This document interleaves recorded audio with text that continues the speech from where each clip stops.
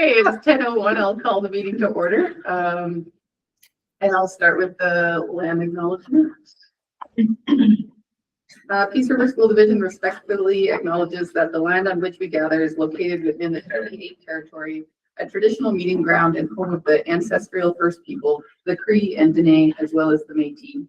We are grateful for the traditional knowledge keepers and elders who are still with us today and for those who have gone before us. We recognize that the land as an act of reconciliation and gratitude to those whose territory we reside on for our visiting. Okay, now we'll go through the consent agenda. If you need one meeting pulled, just put your hand up or let us know. 2.1 is the minutes. 2.1.1 is minutes from our regular board meeting on November 27th. 2.2 is substantive motion. Can I pull that up? Sure. It's Marie here. Can I pull the minutes, please? 2.11.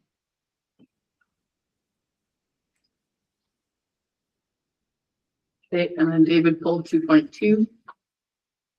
2.3 financial monthly reports. 2.4 standing committee reports. There are 2.5 trustee school community reports. There are none. I was at outreach yesterday. Can I say something about that? No, this is where we put in any minutes or reports for meetings. Okay. Yeah. Okay. The superintendent report. 2.7 correspondence. 2.7.1 December 1st letter from Buffalo Trail Public School. The letter to deputy of the Alberta Education System Review. 2.7.2 letter to MLA Weed on the Redder Creek washroom. I'll pull that.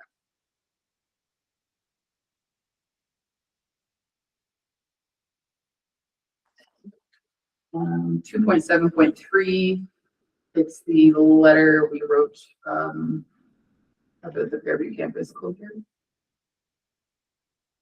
2.7.4, Aspen View Public Schools letter about the electoral boundaries.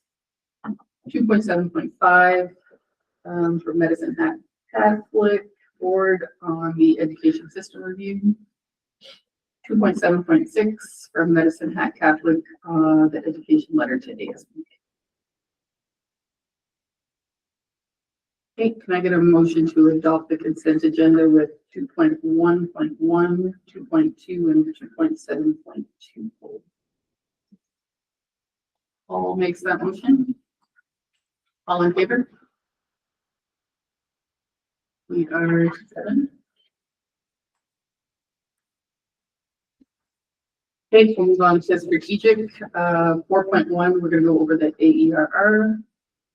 4.2, the Cleardale Ag Society Joint Use Agreement. Iterative. 5.1, quarterly financial reports. 5.2, governance training. 5.3, there are no departmental presentations. 5.4, there's no delegations, and there's no standing committee agenda items. 6.1 in camera, we'll talk about labor. 6.2, we'll go over 6.2.1, policy 2 appendix A for third reading. 6.2.2, policy 2 appendix D for second reading, and 6.2.3, policy 2 appendix E for second reading. And then 6.3.1, we'll go talk about ASBA, 6.3.2 PSBAA, and 6.3.3 roll calls. And then 6.4, the board work plan, and 6.4.1, the trustee calendar. And I have a motion to approve that agenda. Also, Wanda, all in favor? We are 7. Okay, my screen won't go down, but I think it's AERR first.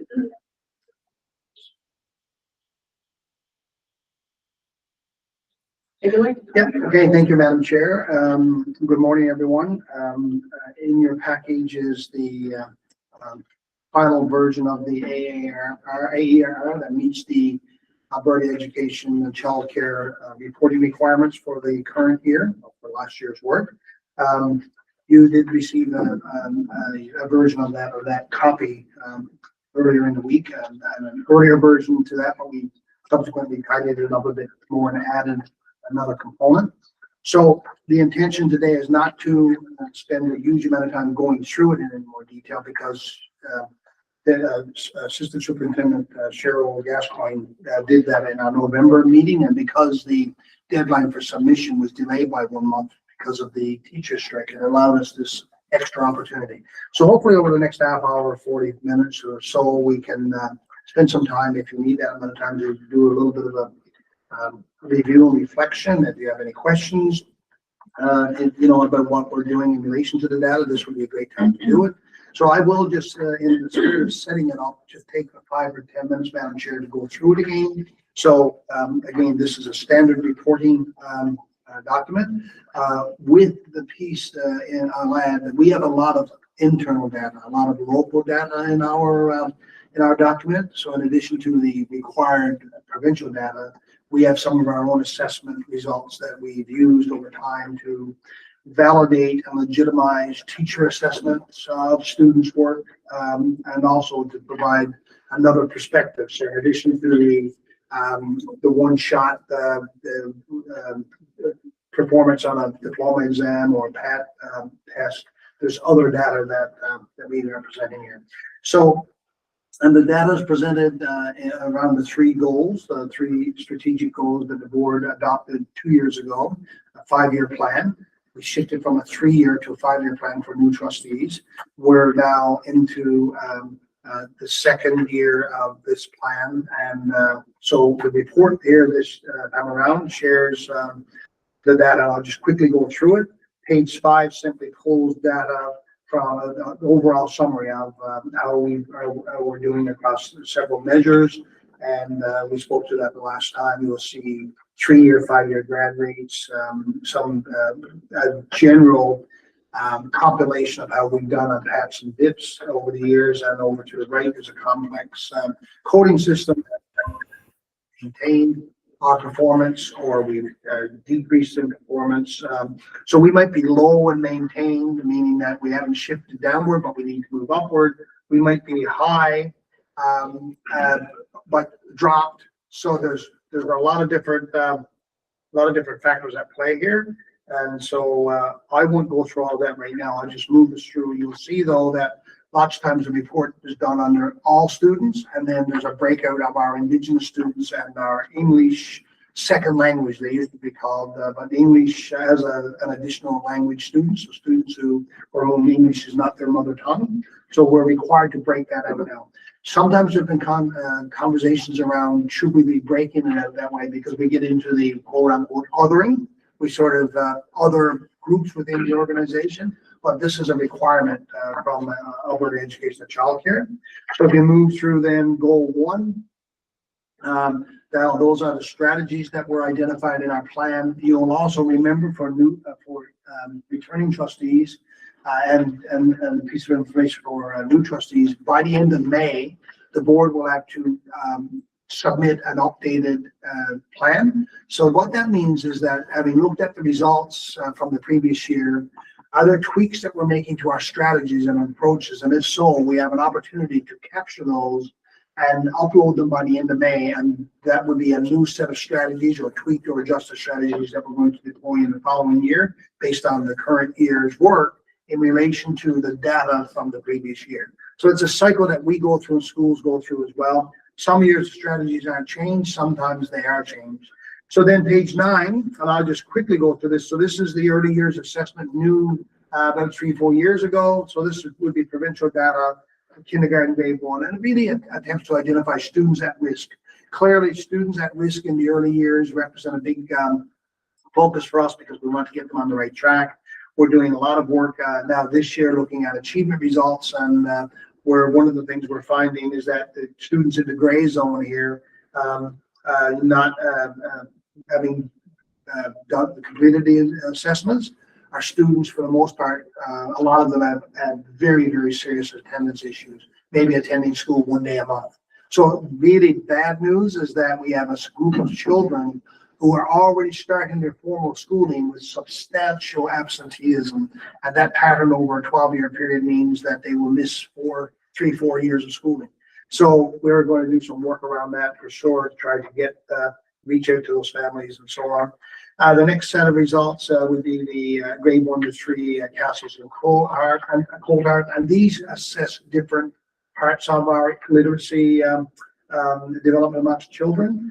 Then you'll see page 11 is divisional data. So can I ask about, because I haven't been around for much, Castles and Coldart, is that sort of like the FNP? no. Okay. No. So if you look here, and maybe if there's specific questions, I'll ask Cheryl to speak to them. So the FNP, the Bonson Pinell was a program that we moved forward with, that a lot of school jurisdictions move with. We've shifted away from that a little bit now because government has come on with, these are brand new assessments that government introduced about 4 years ago, and requiring all early years children to do these assessments around key components of literacy development. Okay.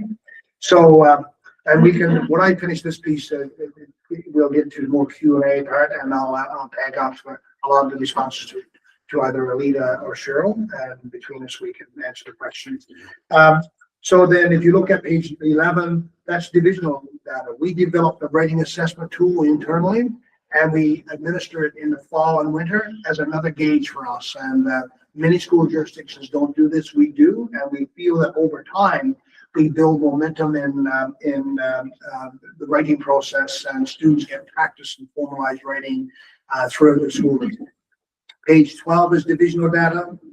Page 13 is divisional data, surveys of students, their level of confidence in reading and writing. Page 14 is divisional data. That's the summary of what teachers reported in June. So that basically shows what moms and dads received in June with regard to their children's achievement levels. And then you get to page 15, which is the provincial achievement test results. You'll see where we are, both all students, Indigenous and English acquiring language, in comparison to the orange, which is upper ahead.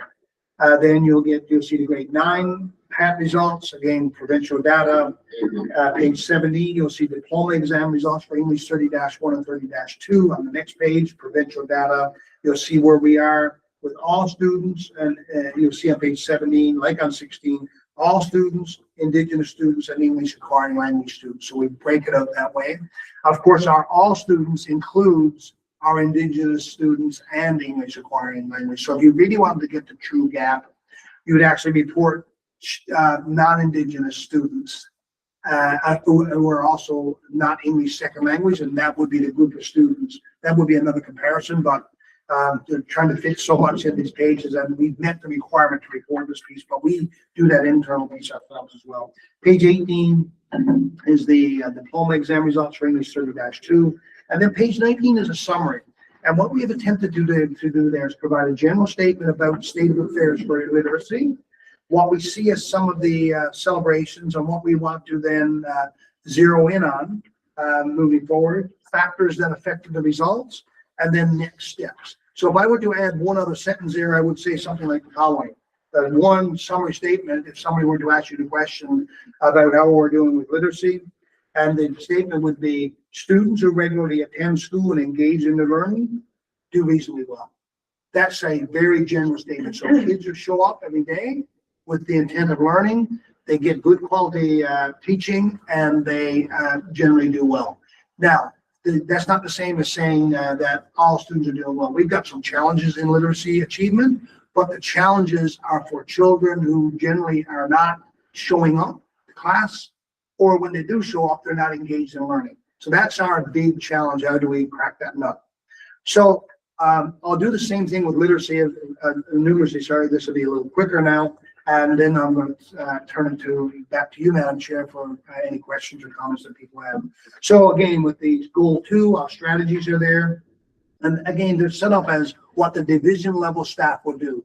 And so, you know, at the school level, each school takes your plan, I should say, the school division's plan, and develops their own. So K-6 school will put strategies here that are related to K-6. A K-12 school might use all of these strategies, or a greater level of specificity brought to those strategies. They bring a more meaning to them at a school level. So we are setting it up saying, what is it that division level staff are doing to support teachers in their schools?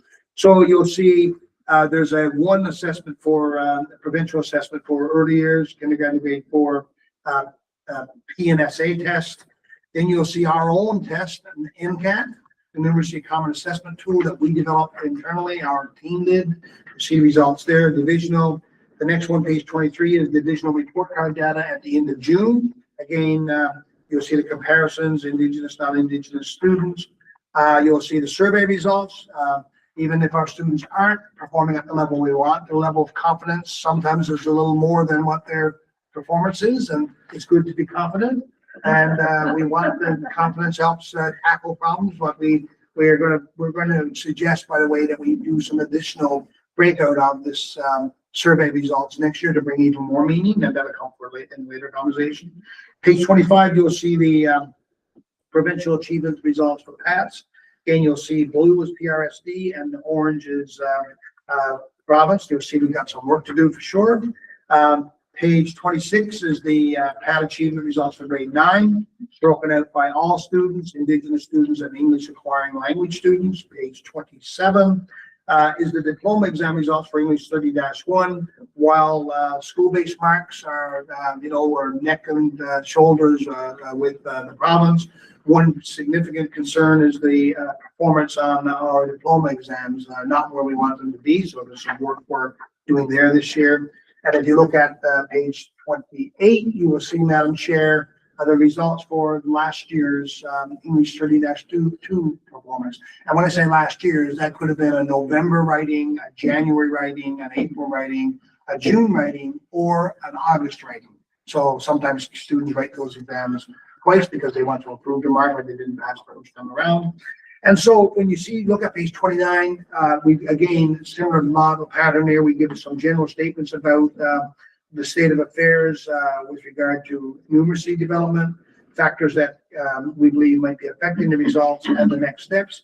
And a summary statement I would have here would be similar to the other one, except I'd say achievement in mathematics is not as strong as literacy, and it hasn't been for probably a decade or two. Our literacy results are not as good as our numeracy results are not as good as our literacy results. That said, generally speaking, students who show up regularly and with an intent of achieving, with good support, obviously from families and so on, do well. So it's not a case of they come in and work really hard and fail miserably. Those who come in and work hard generally do well, and the kids who aren't doing as well are the kids who aren't showing up. One other little caveat: numeracy is a subject area that there's a substantial phobia around, and many of our teachers, good quality teachers themselves, probably might not have been as strong in numeracy as literacy.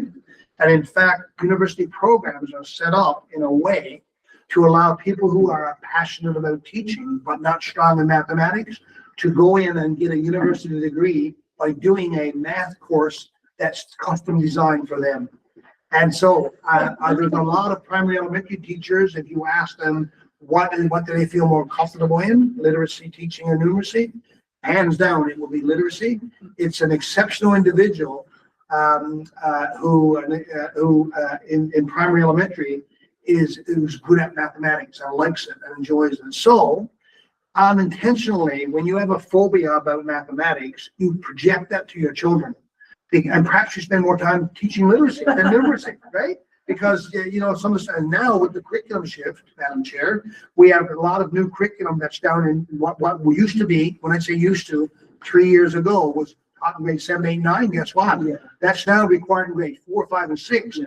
With the added complexity, it got shifted down, and some students got caught in the curriculum implementation. They shifted from the old to the new, not having the background information. So all of a sudden, a grade 4 kid moved into grade 5 having to do concepts that normally we're taught in grade 7 and they don't have the background information. So there's a bit of sputtering for a while here as well. And that's really more important in mathematics than literacy for this reason. Literacy is a process-oriented discipline.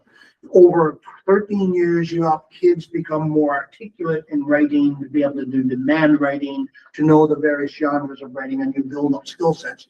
Numeracy is sequentially based. If you don't understand number concepts in grade 1, you're not going to be able to solve the quadratic formula 7 years later. And so, but if you're not a good writer in grade 1, a good English teacher in grade 11 can help you become a really good writer. If you're not good at math in K to 6, even the most exceptional of math teachers are not going to pull it together in grade 10, 11, and 12 because you don't have that foundation. So numeracy is a big priority focus for us for sure. But the good news is that kids who show up and want to do well, we're not inhibiting them. And in fact, we're helping them become more effective. The last 2 minutes here for me, Madam Chair, before I turn it back to you. So then the third goal here is our inclusionary practice and goal. So this goal really is around helping students feel comfortable, welcome in our school environment and feel that their needs are being met. So page 31 provides an excellent summary of the complexities that exist within our organization. And we have, 12 or 13, 14% of our students who have some sort of specialized needs that we require support. So we're not a stream system. We provide educational services for all children that show up on our doorsteps, whether we have the resources available or not, whether we have enough EAs or not. Page 32, Madam Chair, is one that we're going to be doing a lot of work on. This shows the attendance rates over time. Very telling here, the challenges around attendance. And in our meeting a couple of days ago, our internal management level meeting, our team here talked about some current research that other jurisdictions are doing around the attendance patterns that haven't seemed to recover since COVID. We've made a bit of a start to recover. The weather here hasn't been helpful over the last few days. We've had 8 or 9 days in a row where we haven't had bus services and our attendance really negatively impacted there. But that's a really important piece of data.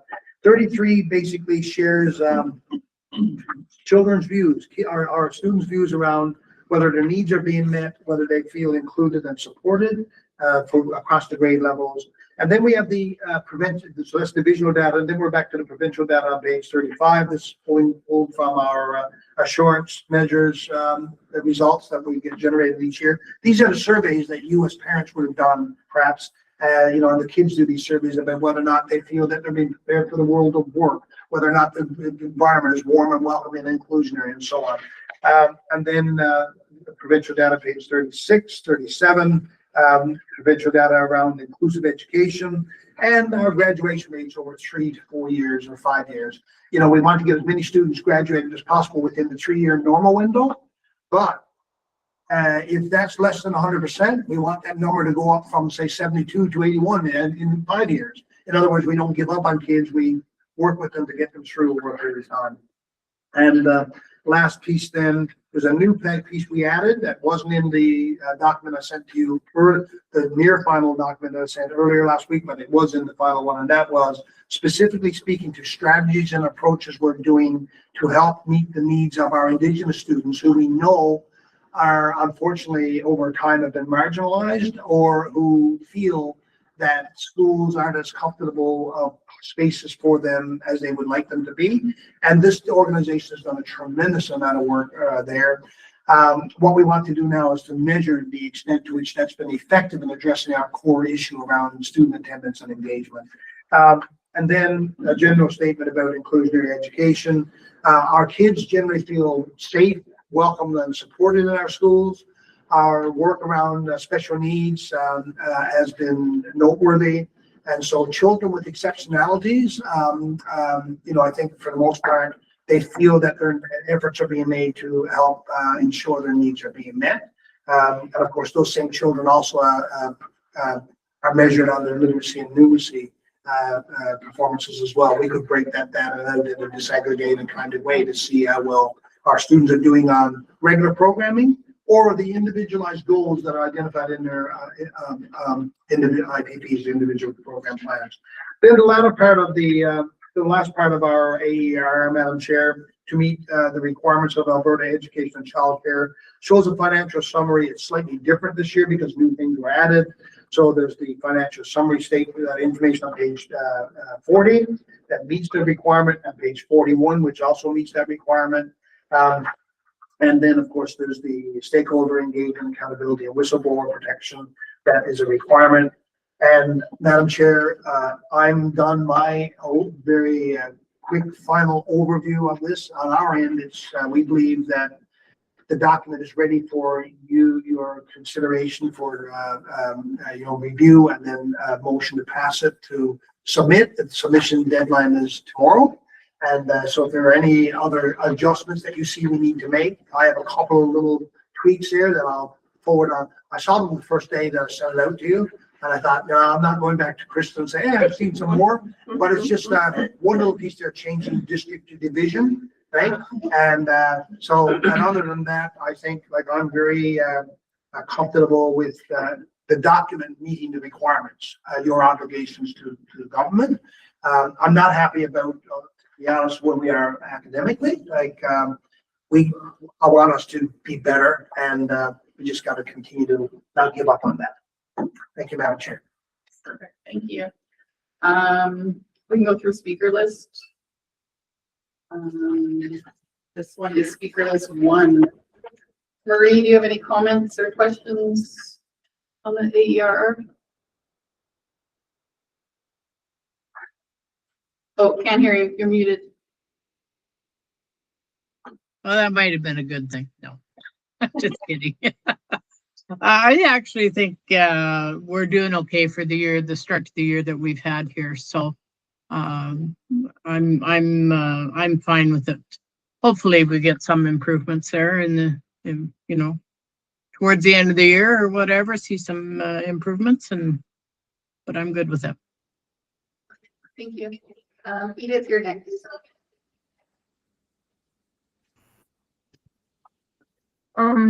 Yeah, I don't know if I really have any questions. I enjoy it when it gets explained well, and yeah, like the absenteeism is obviously a problem, and just keep working on that and hopefully get some of those grades up more. I think that's probably all we can do right now. Thank you. Perfect. Mr. Rushton? No, it's I mentioned this at our December 4th meeting, and I went maybe a little bit too fast on it. First of all, to our assistant superintendent, apologize for the rush that we put you in when you come to do this. I believe that the AER, this is the 3rd year that I've viewed this.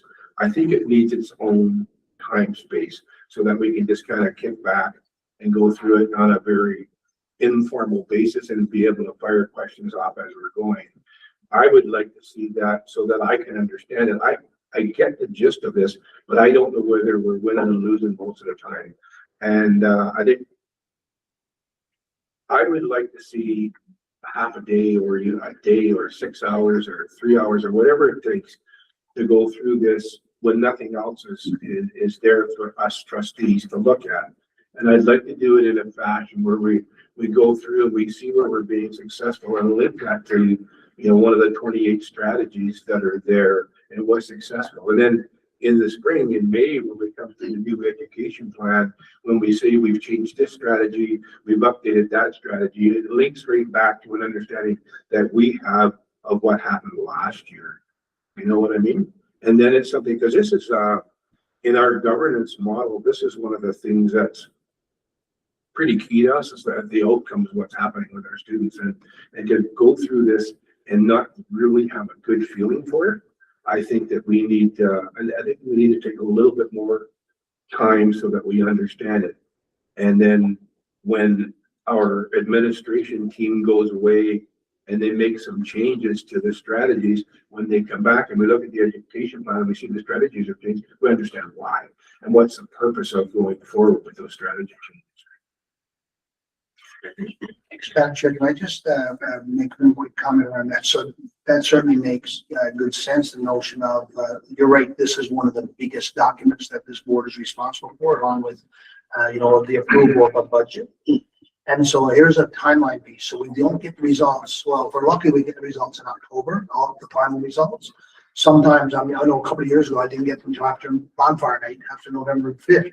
And so then we have a short period of time to get it ready for a normal end of November submission. But what could be done, Madam Chair, just a suggestion for another year, perhaps the board decides it's going to dedicate the November board meeting to primarily this.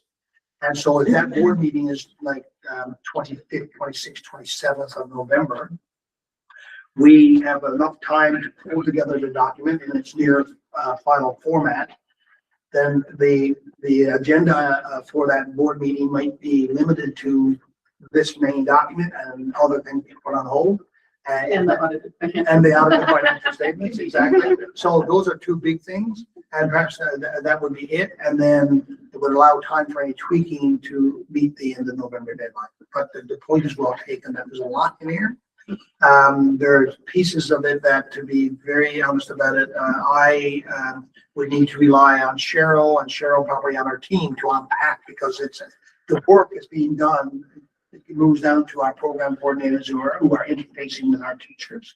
But it's a good point. We could certainly look at considering how a November board meeting could be, or sessions in November could be done to meet what's being said there. Right. I'm not sure, Madam Chair, I understand that we have to approve this at the end. But does it need to be presented in a regular board meeting, or could it be presented to the board in a special board meeting or something, so that we don't put off a whole lot of business in a November meeting that maybe we should have done. And if we did it the day before the board meeting,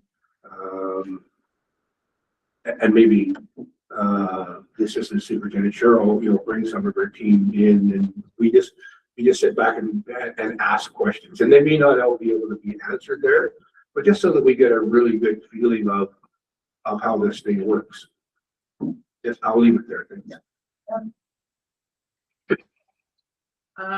Janet. I agree with David. And I was just wondering, at what point does Alberta Education get involved and say, hey, PRSD, what's going on?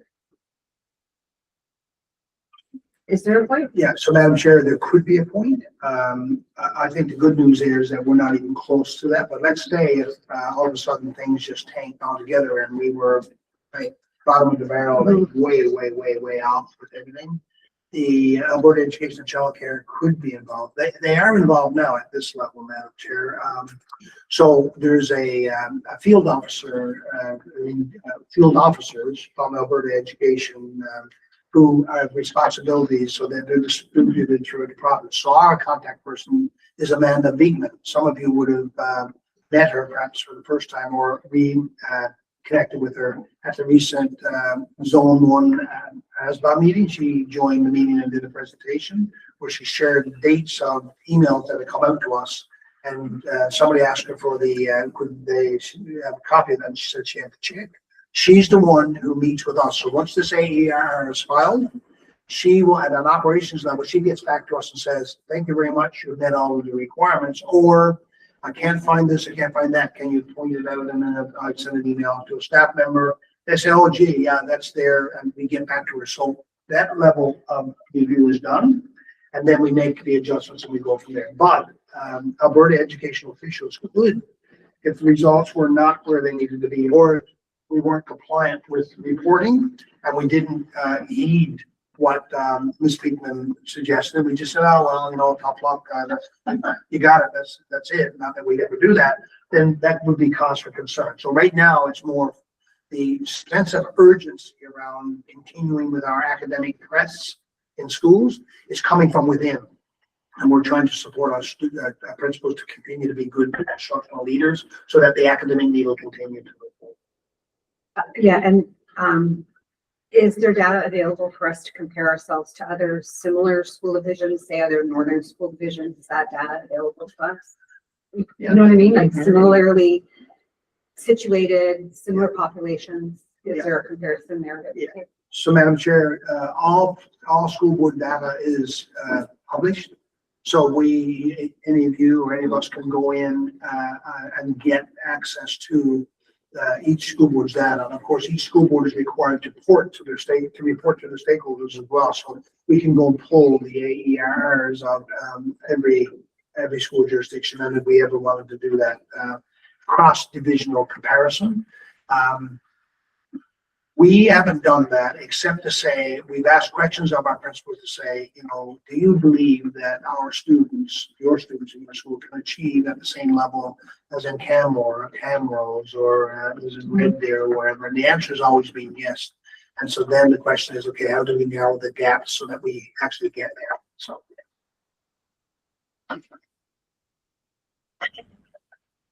Yeah, you're good. Paul. Yeah, I understand, the time crunch, like Jeff was saying that, you don't get some of the data right till end of October, November even, right? So it's pretty, it's good presented document and everything, and lots of data there, and there's an update in the May, I believe. What you're saying, yeah, so see where the numbers kind of realign or whatever. It's only year 2 of the plan already, so. So Madam Chair, the end of May is when the board, before the end of May, will go back and review this, not this document, but this document, the 5-year plan. So this is the reporting of last year's success or lack thereof. So by the end of May, based on results from last year and any other things we share throughout the year about strategies we've adjusted and tweaked and success we're having, we would then be required to go back to this document and make any updates we feel is going to be reflective of the work we now need to do next year to be in that better spot. And then once the board signs off on that, a motion gets passed and this gets submitted before the end of May. So they're 2 separate. This is our plan, or this is your plan, and this is the report on the last mission. So this year we're on a new mission, and we report next year on the success of that mission. So over a 5-year period. So in the 2028-29 school year, this board will be in the process of having to develop a new plan, trying to finish up one plan and develop a new plan based on all of the AER reports that have been submitted and the conversations that you've had around what you think the priorities are. And just for argument's sake, a new plan might include a much more explicit set of parameters around an attendance plan improvement. And the board advocated around that a couple of years ago, but that might be the work that you do as we lead into May. So 2 related but slightly different processes.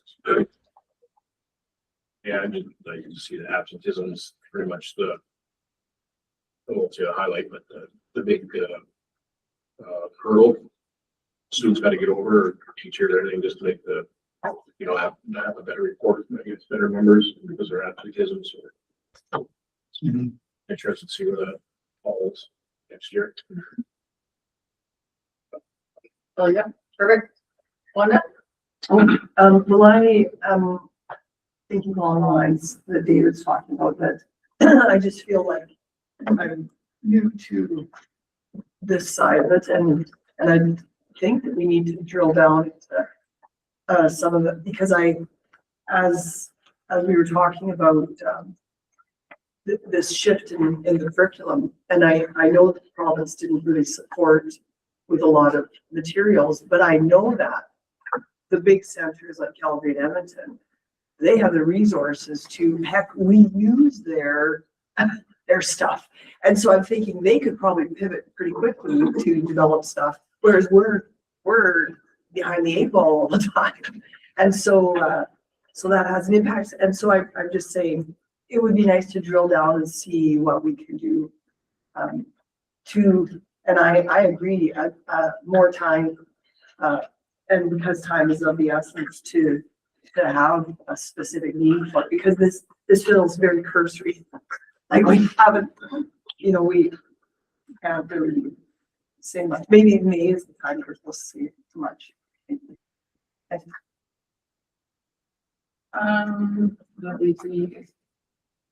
guess my only yes, I think we need more time. I don't know if I need to understand parts of it. Like, I don't need to like dive in and know, because at a governance level, I don't, as long as you guys know what you need to work on. I guess what I would like is to see these are our areas and what as a board can we do to advocate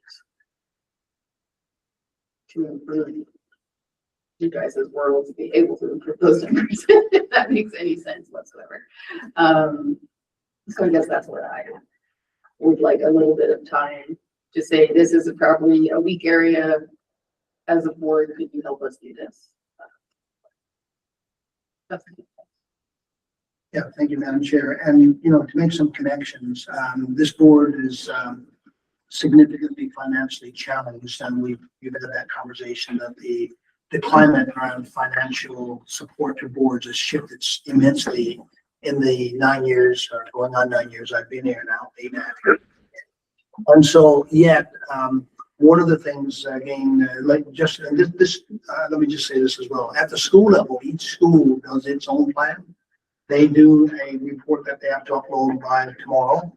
They do a May reflection, and of course, we do try to do that in tandem. So we work with our Administrators Association, come together. Cheryl takes and Melita takes the lead in that, and others weigh in to support, so that it's all interconnected. So make a connection. A teacher's professional growth plan.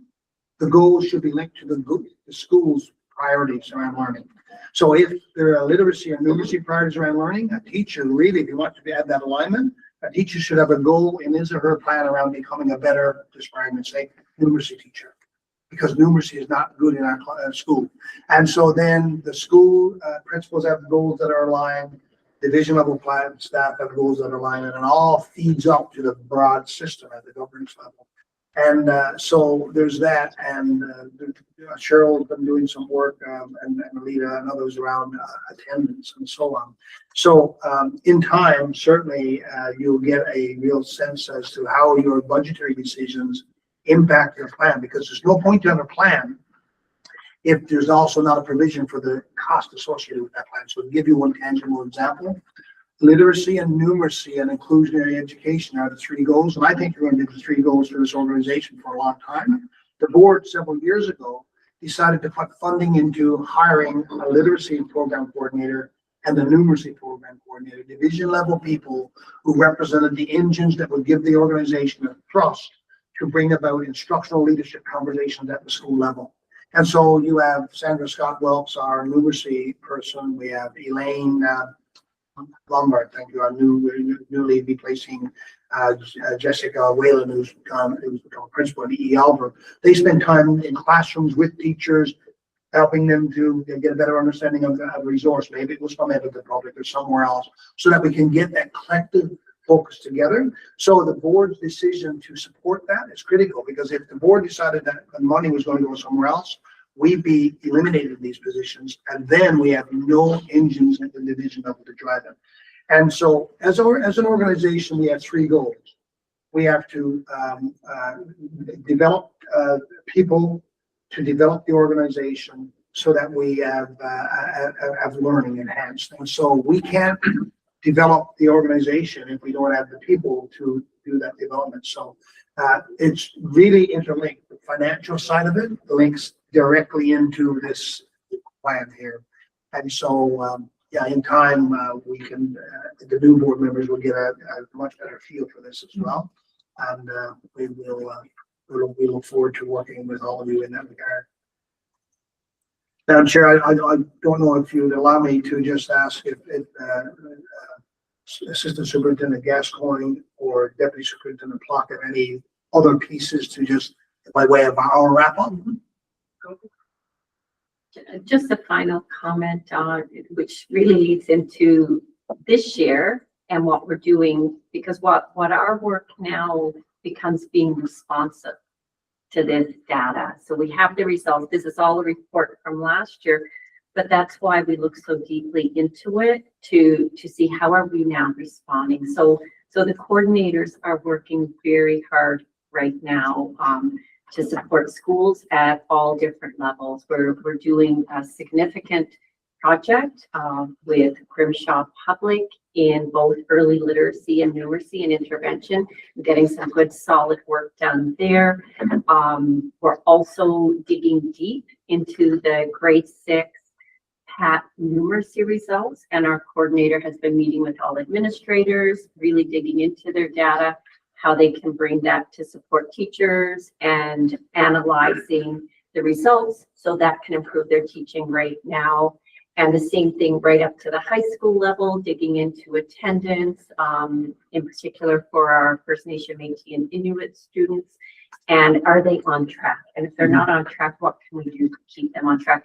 So those are just some highlighted areas of how even now we're being responsive and have been for the past, really since early fall, since we got initial data, even before the final came out, to support our schools to already begin to attempt to change the trajectory. I would just add that we're also looking at schedules and off-campus education and all the pieces that would perhaps enhance student programming and maybe capitalize on the time that they are in school. So there's lots of pieces to it, but again, trying to be responsive to what we see in front of us. Can I just ask, is this our obviously lots of positives come from it because it really makes you think it, but I think we do more than we have to do with it, right? Based on you going through it. Is it also just the biggest pain? Like do the positives outweigh the negatives of? So, Madam Chair. What's your opinion on that? So, Madam Chair, it is a required document, and you're right, we have some pieces there that we don't have to have there, like all the internal data, the WAT and the NCAT, for example. And the year-end report card data, we chose to put that in once the new template reporting allowed that, because there was a time when you only reported on PATs and DIPs, as I recall, and when I arrived there, some school jurisdictions were using the new model. We were among the last lot of school jurisdictions to move to the new model. So it is a lot of work, for sure. That's complicated by the fact that the data tends to be coming more, come later and later now. There was a time when by early September, mid-September, you'd have it all, and it came templated from government, as I understand. A lot of it came already templated. We used to have it In August. Now we don't get it to as late as November, so it really puts a time crunch on, and it does create pressure. But I will say this, and this year there were added features. Now we have to report on how we spend the funding that comes our way to support Indigenous students, and that is a very reasonable expectation, because we get granted extra money for students who self-declare that they are Indigenous, and so therefore it stands to reason that we'd have to report on that. It's a lot of work. There are times when people say, I wonder how many people read this. I know that there are people at Alberta Education who do read it. There's work at play right now on all the fronts that suggests there's going to be more reading of this. But I will say this, the team I have here is outstanding. They've done excellent work, and I would say that in time, assuming that there are no further changes to the required reporting, we get better at it. So the templates that went out this year to our schools were better than the year before, and they'll be better again next year. So yeah, it's a lot of work, but it's also a good artifact of the governance work and priorities that you bring to the table as trustees, and what we are trying to do operationally. And we are able to take this document, as we're going to do in January now, and have a sort of a conversation around the state of affairs and where we are and what we think the collective priorities need to be moving forward. So, yeah, I know I didn't quite answer your question. Thanks, Madam Chair. The only other thing I'll say is that timing around all of these documents are very much interlinked. So when we look at the month of May, the budget is due by the end of May. So the budget meetings that we're having before that, we're already doing budget meetings to get ready for the budget. The new education plan will be year 3 of the 5-year plan, is also due at the end of May. The financial statements are due at the end of November, and there has to be an audit committee meeting. That meeting is always the day before the board meeting, because we don't get the financial statement numbers until probably around 8 o'clock the night before the audit committee meeting, which we have to then take to the board meeting. And that's when this report is also due. So there's a lot going on in those 2 time periods when these documents are due to Alberta Education. That was just me being nosy. So, Madam Chair, if there are no other questions or comments, what we need, right now, the reports on the table for consideration of the motion, because the motion will need to be passed before we open on your behalf. And the motion would be to approve the AERR. Yeah, 24, 45 AER report. Or AER, I should say. Anyone wanting to make that motion? David makes that motion. Any further comments, questions? All in favor? We are 7. Thank you very much for all that work. Yeah, thank you, Madam Chair. And we look forward to working with all of you next year in ways that helps to bring more meaning to this important piece of work for you. Awesome. Okay, moving on. Thanks, Cheryl. You don't want to stay, Cheryl? We're really fun. I'll let you carry on. Thank you for everything. Thank you. This signed me out, but I know we're talking about. Okay, next we're going to 4.2, the Cleardale Ag Society Joint Use Agreement. Rushton. Yes, this was my second meeting with the Ag Society from Cleardale. Last year was in early December. I think it was on the 6th. And we went up there, and there was a few asks. They wanted to change the joint use agreement with a few different things in there listed in the attachments that were there.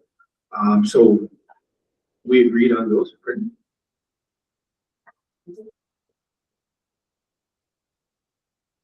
I don't think there's a conflict there. There's no conflict here. I think There is. Does anyone feel like there's a conflict talking? I would ask Trustee Giesbrecht, please. Edith, we're talking about the Cleardale Ag Society Joint Use Agreement. Did you want to be part? Do you feel like there's a conflict?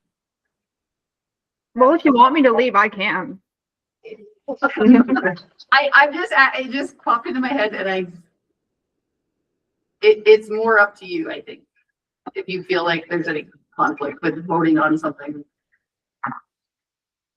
So I do work for them. I'm not on the board, but I guess like because it's my school, my area, it does affect me quite a bit, like the way it's played out. So I suppose it in a way that way it would be. Okay. Do you want to just log out and then how long? Sure. Let me know when you're done. I'll just shoot you a text when we're done talking about it. Okay. That's it. If it's just me, we'll be like 2 minutes. Okay. We won't be long. Thank you. That's good. Yeah, sounds good. Okay, sorry. Yeah, no worries. So anyways, last year there was some ask to change the joint use agreement, and we came home, and Rhonda and her group made all the changes, sent them off to the Ag Society months ago, and then the Ag Society says, when are we going to get those changes? And Rhonda sent them off again, and then they said, well, we should have a meeting, and if we only had those changes, we'd get right at it. So we had the meeting, and the changes were presented there after they received them for the second time, and the committee had not had a chance to talk to the board about the proposed changes that they made last year.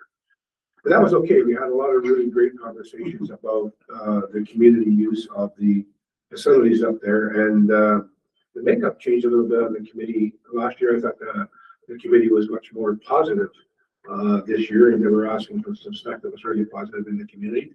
One of the things they really wanted to work on was to get a community sport night, one day a week dedicated to folks in the community. They wanted to get that essentially free of charge because it was a community event.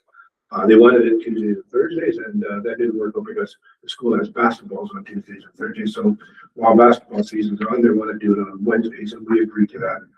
One of the things that came up now is insurance. So when anybody's there, the place has to be under someone's insurance. So the group that's going to be using it, I think, is going to use our insurance, and there's a charge of $85 a year for one night a week under our insurance to be covered in the gym. There was also a lot of discussion around being able to use a mezzanine. And for those of you who haven't been to the school, they have a beautiful mezzanine with all kinds of exercise equipment, everything up there. And we just kind of kept that off of the table for now. Rhonda and her group is going to send off some agreements that we have with other people and let Ag Society take a look at that. But I thought it was a very positive meeting, and they're going to bring the last year's changes that they asked for that we put in to the document. They're going to bring that to their board now to get that voted in. And then we'll be talking about this year's proposed changes next year. So, good meeting. Madam Chair, I'll just say to that, everything David said was a very good account of what happened at the meeting. A lot of good conversation, but there's actually a 2018 revision and a 2020, the second revision. And the reason for that and the booking document, these things have changed because I guess we think we communicate good. The board never actually signed off on things, but they have been implemented. So this will get us caught up. The three documents that are attached to the agenda will get us caught up to the meeting that we had this past week. I think it was last week. And then we can move forward and make those next few changes. It was Monday. It was Monday. Okay. So we would just need a motion to accept all the changes. Sorry, I was just. Okay, okay. Well, I'm just wondering, the key holders, as I'm looking at this, so that Nettie is named, and then who are the key holders? They're part of the Ag Society directors and their board. They're on the Ag Society, and they had asked for that last year because every time that someone wanted to book the gym, we had to arrange for somebody to go and open and close it. Now they're in charge of that, so they have their own 6 keys now, I think, and they're keys like these ones, right? So they go and they unlock and they get everything set, and people go in, and then at the end of the night, they go back and make sure all the doors are closed and everything. And they charge the user groups for that. Okay. For someone go, they pay the key holder and they charge people that same amount of money. I think it's $25. Because at one point there's 2 key holders in the thing, and then at another point there's 4 key holders. And so but there's some accountability with that. Yes. Just wondering what. Well, and the other thing now that came up at the meeting that we didn't talk about yet, just one of the little things that are happening. The kitchen has a door that goes into the gymnasium, and the key holders do not have a key for that door. So they have to leave it.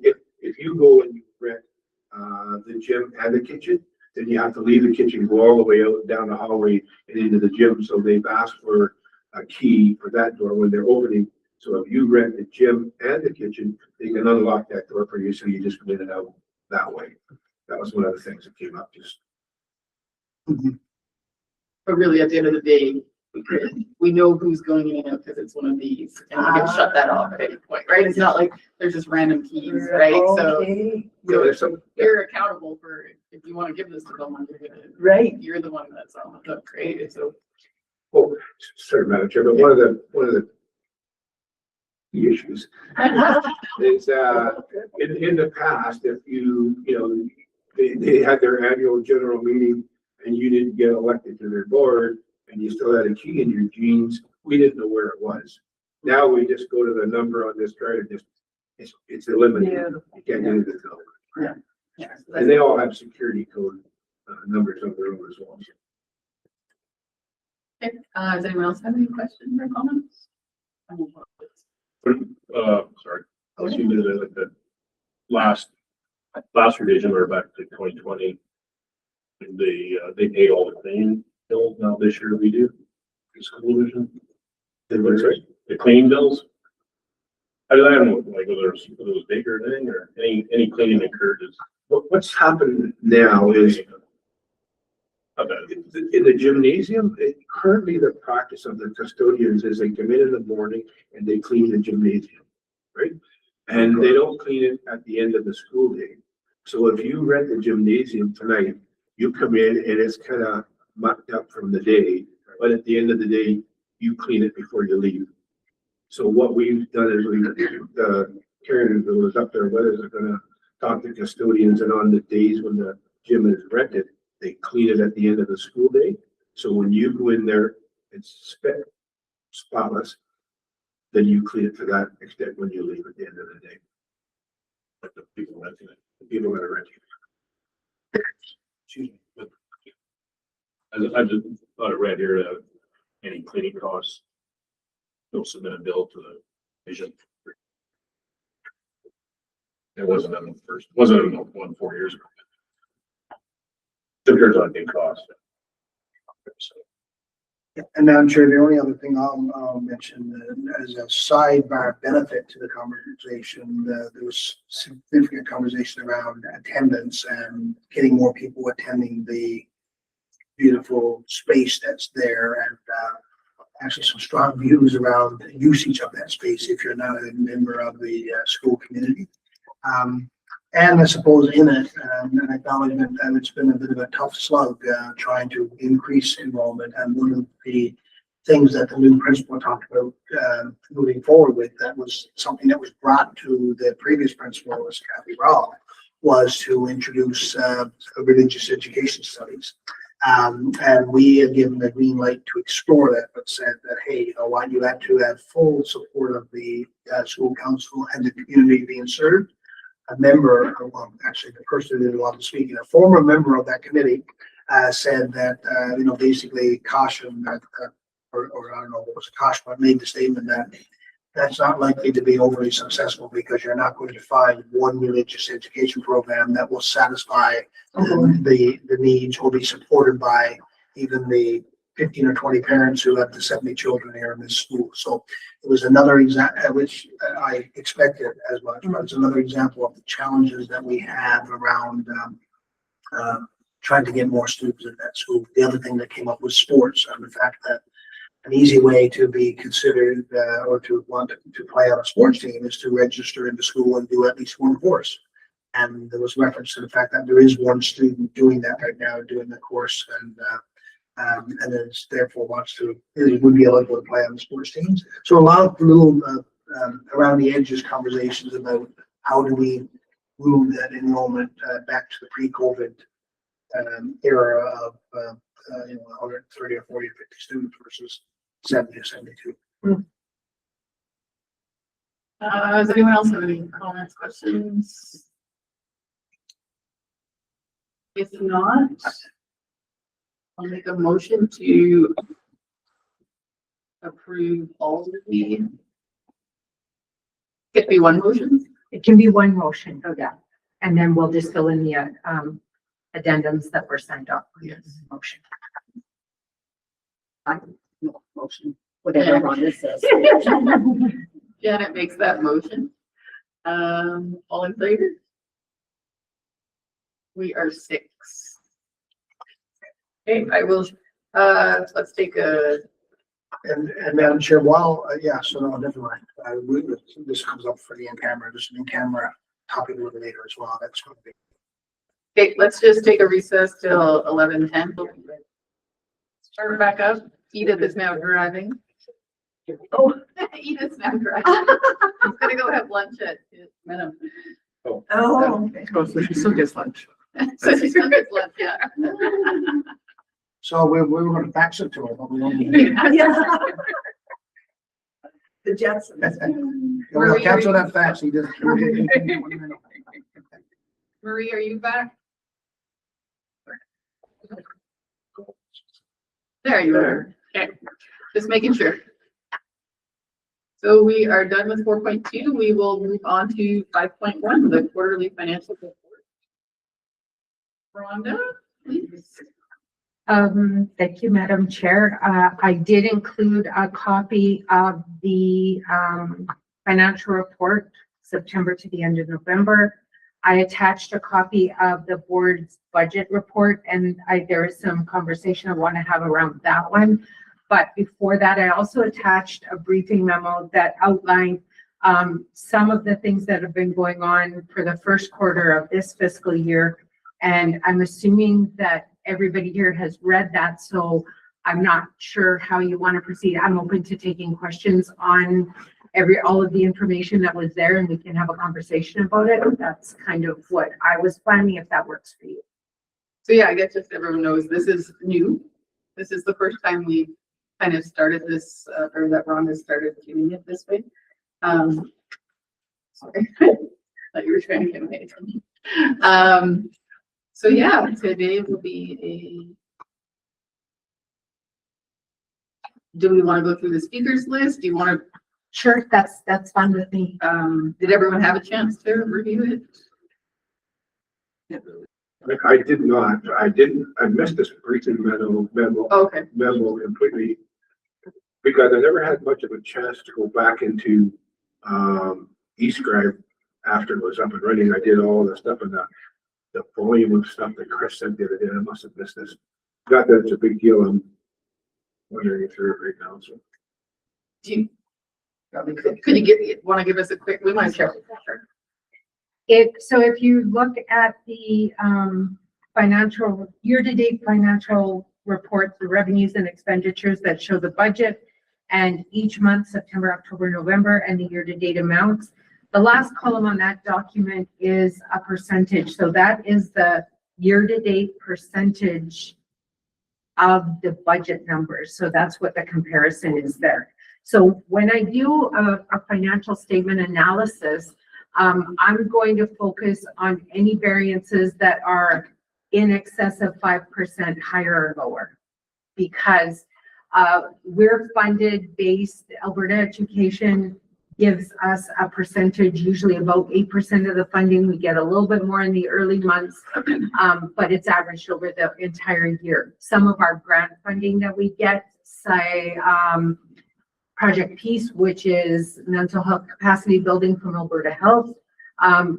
Those funds come to us differently. They're allocated differently. So the external programs that we get, we receive money when we get the money, and it's not always on a time basis, which coincides with our year.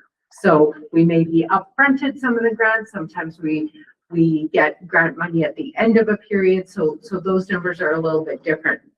Overall, when you look at the financial position to the end of November, which equates to 25% of the year, we've received a total of 27% of the annual budgeted revenues. So we've gotten a little bit more of the revenues for the period of time that has elapsed. And when you look at the expenses, we have actually paid 23.22% of the budgeted expenses, a little bit less than the period of time. And that is totally unique to this year. Any other year without a teacher strike, we would be have spent more than the percentage of the time that's elapsed. When we start school in the fall, we upfront pay our insurance. All of our insurance gets paid in November for the entire year. All of our agreements for software programs and things like that, they're all paid in full at the beginning of the year. So we're paying out more money in the beginning of the year than the period of time. So usually you're going to see that by now we probably would have had closer to 30% of the budgeted expenses incurred to the end of November. So this year is an anomaly, and it's because of the teacher strike and the amount we saved in the teacher salary for that part of the year. So overall, we're pretty much on target for what we budgeted. Going through my briefing memo, talking about those percentages, one that stands out is teacher retirement fund. the division or the employer will say the division pays a matching plus contribution to teacher retirement. And that's based on the actual teacher payroll that we're paying. This year, the teachers were on strike and there was no deduction in October for teacher retirement fund. And the deduction that would have happened in November is minimal because there's a reconciliation that they have to do for days off because of a strike. So teachers are not allowed to claim pensionable hours while they're on strike, and they're not allowed to buy back those hours. So the actual Alberta Teachers Retirement Fund people have a lot of work to do, and we'll play catch up a little bit in January and February to make sure that we have deducted and then therefore we're sending in the right amount to the pension plan. We don't actually get that money paid to us. It goes directly from the ministry to the retirement fund. So there's a bit of work that has to be done there. And if you're looking through the reports that we get, there's a lot of reversals that are going on trying to figure that out right now because it's going back into another year. So all payroll is a calendar year, and the retirement fund for 2024 was completed, pensionable earnings, everything was done. But now we're paying retro pay for 2024, and each person on that plan has to have an adjustment. So 24 or 25? 24, because we paid retro pay back to September 1st, 2024. Oh, boy. So we have, there's a lot of work that's going on behind the scenes to come up with those numbers. And then again, there's deductions off of retro pay for pension. So it's a bit of a process. So I'm seeing this lovely 304%. So when you're talking about your anomalies, so what kind of a gift did we get? Well, no, everything in that category is school generated funds. So it's all school based, and what they decide to charge for fees and what they decide to do fundraising for. So if they would have got a casino that they weren't planning on and things like that happen, that has nothing to do with the operations of the school division. It's 100% school generated funds at a school level and has no effect on our bottom line. So it's a guess. It's entirely a guess, okay. right? But it doesn't affect PRSD operations. So then I'm wondering something else. When we're reporting on money spent on school food, we don't include anything that, if they are fundraising themselves, if they're getting President's Choice, that doesn't come into our. No. I report on the grant that we get for school nutrition and everything else that they're doing, but you can imagine at a school level that it's not easy to separate. So we account for just the grant we receive. The rest of the money stays in school generated funds. But it's non-specified. They don't have to specify. No, we do a report, an unaudited report that says how much we're spending, and another unaudited report on school generated funds that outlines what money's coming in and stuff for, but it's very high level. There's no details in it.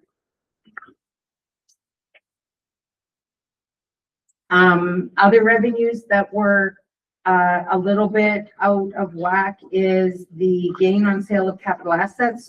We sold some school buses early that we weren't planning on selling, and it made sense for us to do that. We got all our new school buses in when we were supposed to, so we had some surplus buses and we sold that to some people that were interested. And other revenue is high, and that is because we are reporting money that we get for joint use agreements. In the past, we're a banker board, so we used to net the revenues against the expenses, but now we're bringing it into revenue and reporting the expenses. So it looks a little bit different on the financial statements for this year, and then it'll be straightened up by next year because we will have gone through a complete cycle. So any other questions on the revenue side? All of our revenue coming from the government, is that based over like equal payments for 12 months or 10 months? No, it's over 12 months, but it's a little bit front-ended, so we get a little bit more in September. And then they balance it out the rest of, so it's between 7 and 8% on most months is what we're getting, but it's definitely over 12 months. And so retro happen in December? We did pay, It- it'll hit the December month. Next quarter. Yeah. And we did pay, retro pay to the teachers and substitute teachers last week. There is another retro pay that has to happen. It's for people that are no longer working with the division. Everybody that's still with us in some format, like even if it's not the same job they had, and we know where they are, we paid as many people as we could. We're waiting for requests now from people who are no longer with us that we don't know where they are. They have till January 15th to contact us and give us their banking information and mailing address and so forth, so that we can pay them as well. So the vast majority of retro pay has been done, and the November pay was at the new rates. So we're caught up for all of the effects of the strike. That was a challenge. Payroll really deserves a round of applause this quarter. Because they've gone above and beyond to make sure that they could get money out to the teachers as soon as possible, you know, in light of the strike and everything else that was going on. So everything is done except for those teachers that are no longer with us and we're not sure where they are. So January 15th is the deadline, and then we will process that. Okay, so expenses are reported two different ways here. They're reported by the program or department, and then they're program or by the object, the type of expense that it is. Like I said a little bit earlier, we're at 23.22% of the annual budgeted expenses for the first three months of the year. No big surprises here. The pre-K expenses are lower than what we would expect for a couple of reasons. Those programs generally start a little bit later in the year, and we're also waiting for some assessments to get done so that we can bring those little ones into programming in the school. So that will catch up as we're going through the year. Instruction, K to 12, 23.79% compared to 25% of the year being done. That may be an indicator that those costs might be higher because, of course, we had 16 days with no teachers. So that's short of teaching salary. So the teaching salary is lower. Plant operations and maintenance. Most of the work, we'll see the numbers a little bit lower here for the first good part of the year till about after spring break, when we start doing repairs and maintenance in the school when kids are out of the schools. So you'll see an increase in price in expenses here during spring break, and then over the summer when we can get in and actually start doing things. One area of concern that we're going to see when you see the December month end, snow clearing. Probably more than quadruple the budgeted expense that we had. Absolutely nothing we can do about it. So just something that we're probably going to see in the next couple of months when you get the month-end reports for like December and January. Transportation numbers are a little bit high there, but again, in transportation, not all of the insurance has been allocated out of there, and it's all being housed in transportation right now because we just, with the audit and everything, haven't had the time to do the insurance adjustments. So I will get that done, and you'll see that on the next report, that transportation numbers are more in line with where we are in the budget. External services again, board and system administration. Right now, we're only at 19%. That's the board's budget and the administration budget. I did put a copy of the board's budget in there. There's a couple of things that I'll talk about on the board's budget that I'm still working to make sure that it's flowing through the system to end up in the right places because we're recording things a little bit different. And we just were deducted the ASBA fees in the December payment. So that hasn't shown up, your membership fees haven't shown up in the board's budget as an expenditure yet, because that was just paid. We get that directly deducted off of the payments that we get from the government. We pay PSBAA fees, so those are represented in here, but ASBA is deducted right from our funding. You don't even see that. So. And then by object, just looking at a different way of reporting all these same expenses, certificated salaries and wages. So all of our teachers and the benefits and the pension, those numbers are all low, and it's directly because of the strike. Because we budgeted, I think, for a 3% increase. And of course, we paid retro pay this year. So as we progress through the year, you're going to see that teacher salaries are higher than budgeted because of the settlement that is now in place. Non-certificated salaries and wages and their corresponding benefits, a little bit higher on the salaries and wages.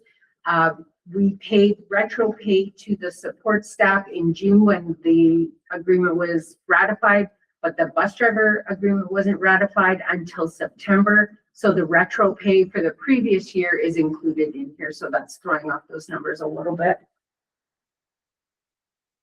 The board did try and do everything they could to pay them out that retro pay and ratify that, but it didn't happen. So, all of the other expenditures in here are pretty much in line. Services, contracts, and supplies, that's up a little bit, but that's because of the time of the year. And again, SGF expense really is just a guess. It doesn't affect our bottom line numbers. What's SGF? School generated funds, so school-based activities.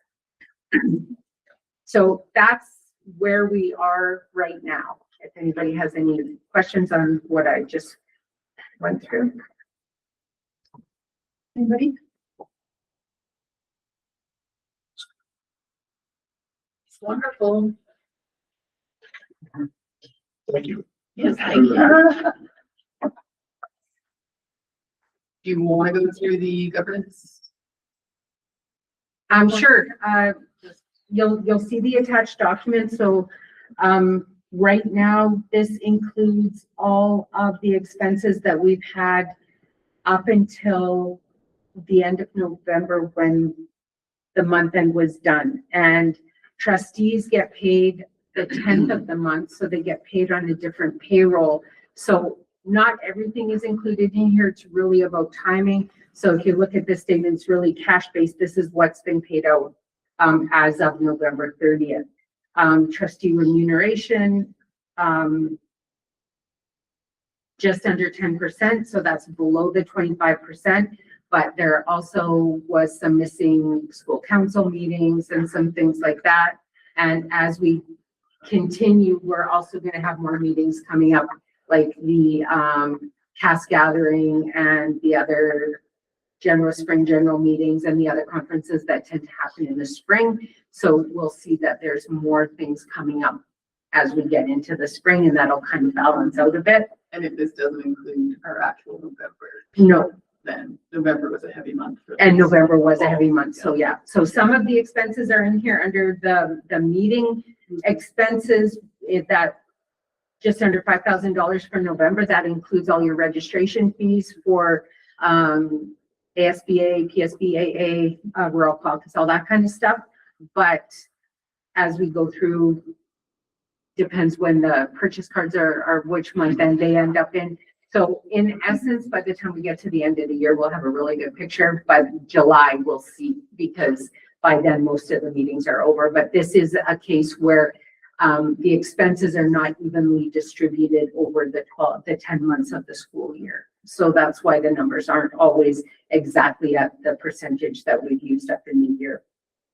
It just probably need to switch that budget number to something different, right? I mean, we're going to be well over budgeted meeting expenses for sure, but we're almost there now. Yeah. After 2 months, right? But some of that's going to be in the PD expenses. So I'm going to do some work. I really want to see PD expenses, because if you think about what the expenses are, it gets hard to allocate them to all of these things.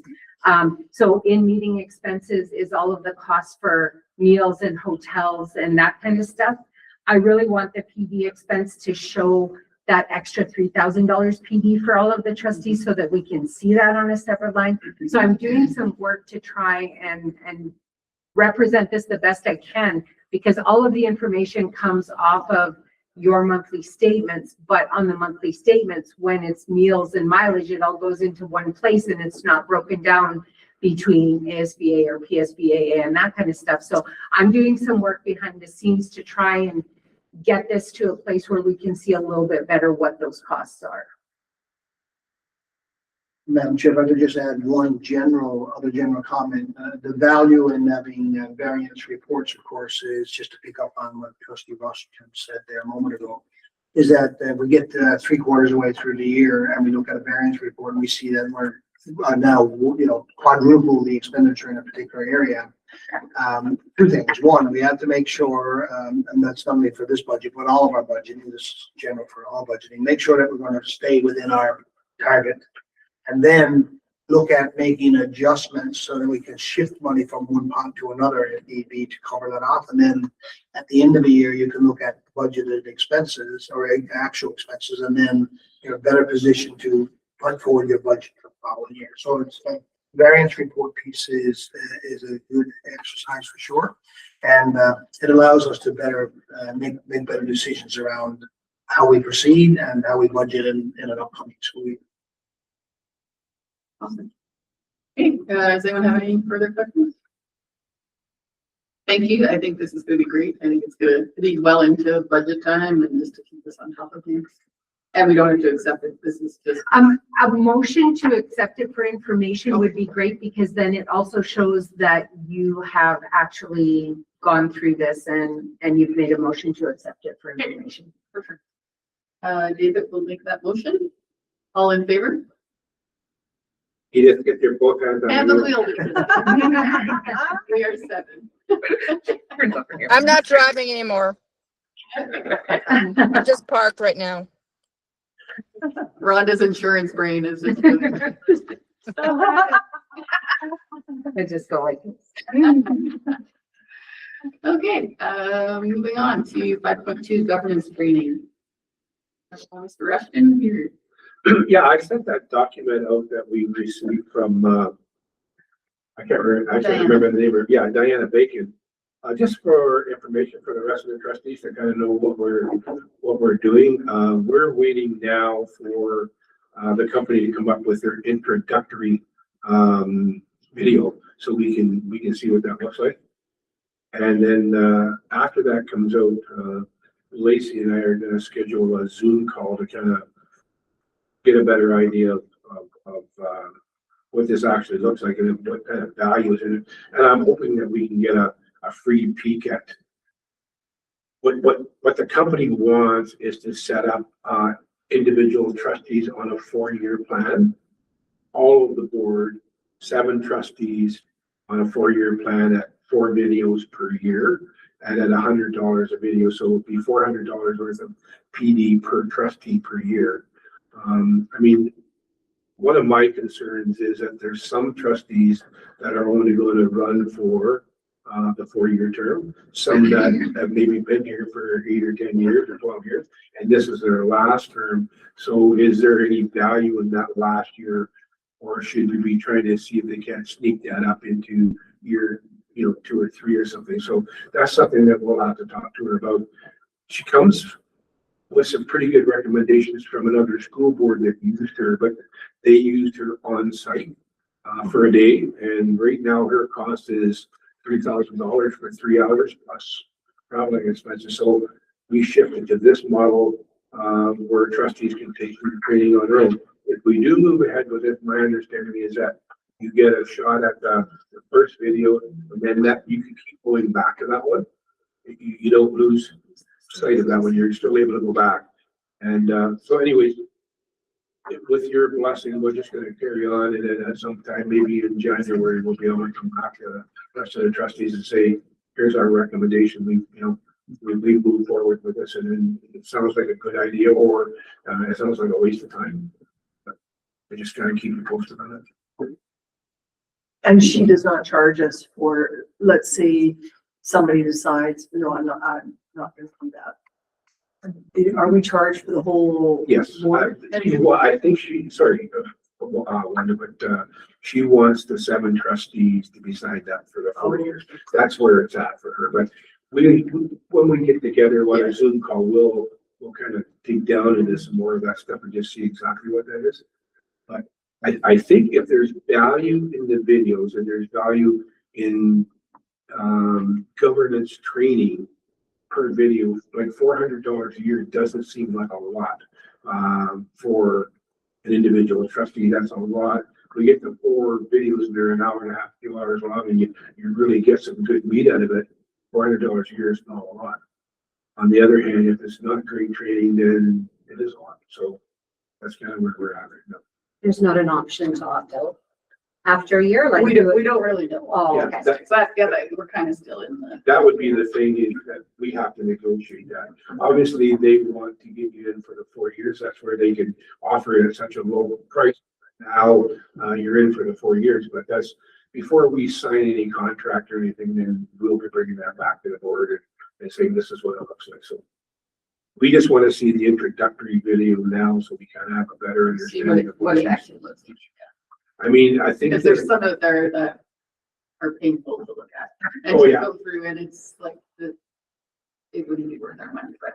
I think the thing to me that is attractive about this is that she works with school boards.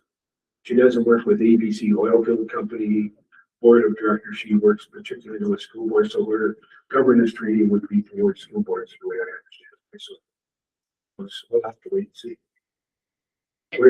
Go ahead, Marie. Yeah, I agree with David. I think governance is the most important thing that we can learn in these jobs. Now, just for an example, I remember being told this many years ago, but I actually forgot about it. And so I've broken that golden rule too. And if you are an elected official and appointed to a committee, that you should not be the chair of that committee. So I had forgot about that rule. And I've done it a few times over the years or whatever. But I was just reminded of it here a few weeks ago when George Cuff gave the governance training to the county. So, and one of our county elected officials was our chair on that one committee I was sitting on. So he wasn't able to be the chair. And I had, I heard it many, many years ago, but you kind of forget over the years. So even for us that have heard those things a few times, refreshers are good too. So anyway, I definitely agree with David that governance trainings is an important thing and we need to have some, so for sure. So I'm wondering, is this governance training, like they do a video with all of us here so that we can talk about it after? Or? It's something we could do at our own time and then probably as a talk about at a later date or whatever, yeah. So it wouldn't be that we were all had to be sitting in this room all at the same time, which is sometimes a struggle. So that is something we're thinking would be positive for us, that we could still have discussions about it, knowing we all watch the same thing. But yet we all don't have to get to the same place at the same time for the same matter. But again, we're still early days. Yeah, and there's a few more conversations to have yet, but the intent, I believe, Wanda, is that you would take these videos in on your own time, and then as a board, we would discuss, like if there's one per quarter next year, then in the first quarter, we would get access to that, and when everybody's been through it, just kind of debrief on what you thought was good, and the company would probably be looking for feedback on that stuff as well. Okay, so yeah, that was just conversation, so good. We'll move on to not 5.3, none, 5.4, none, 5.5, none, wow. Some of these policies. Yeah. Would we, no, would never go in camera now. would we? Okay, 6.2. We will go to policy development review, policy 2, appendix A, board work plan. This is for the third reading. Since we're on third reading, I don't know, is there any discussion, any feedback anyone had on appendix A, policy 2?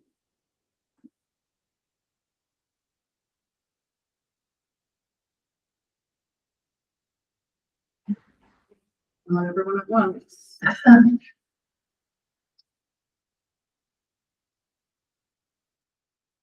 I'll move for third reading.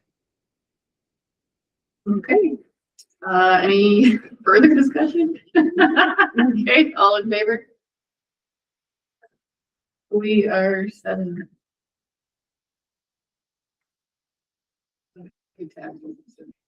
We're now doing appendix D, policy 2, individual trustee evaluation.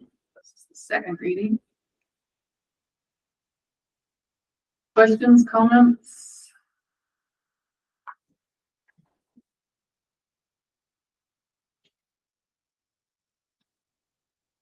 Well, I'm kind of wondering, there's blanks at the end, but, so we're to devise some of our own that go with these goals?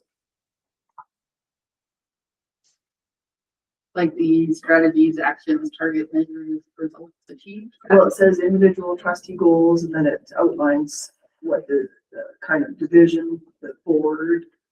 But then there's the blank one, individual learning goal. Are we to devise some of our own, or? So for example, ensuring effective governance. At the bottom, am I supposed to fill in a goal of my own? I'm supposed to set some goals. Oh, I see. That's how I understand it. Yes. Okay. And then are we like talking to each other about these goals, or? Because I was a part of this, can I just speak to it? Yeah, that's good. Okay, yes, that's the way I would see it, Mr. Warren, is that we would work through this and then we would have, discussions around what could possibly be individual goals. Oh, And then when it comes time to evaluate how you made out with that goal, right? So at some point in time in a future meeting, this needs to be on the agenda and we need to go through that. That's a great set it up. and yeah, so there's no dates on this, like, would this be before June or? Before June? There is, excuse me, but there is dates on, the other one that's not here The work. because Since second. At the top. Oh, yeah, there was one for the board and one for the individual trustees, so. But like in the work plan, the set a date in August for board self-evaluation. Secret. oh,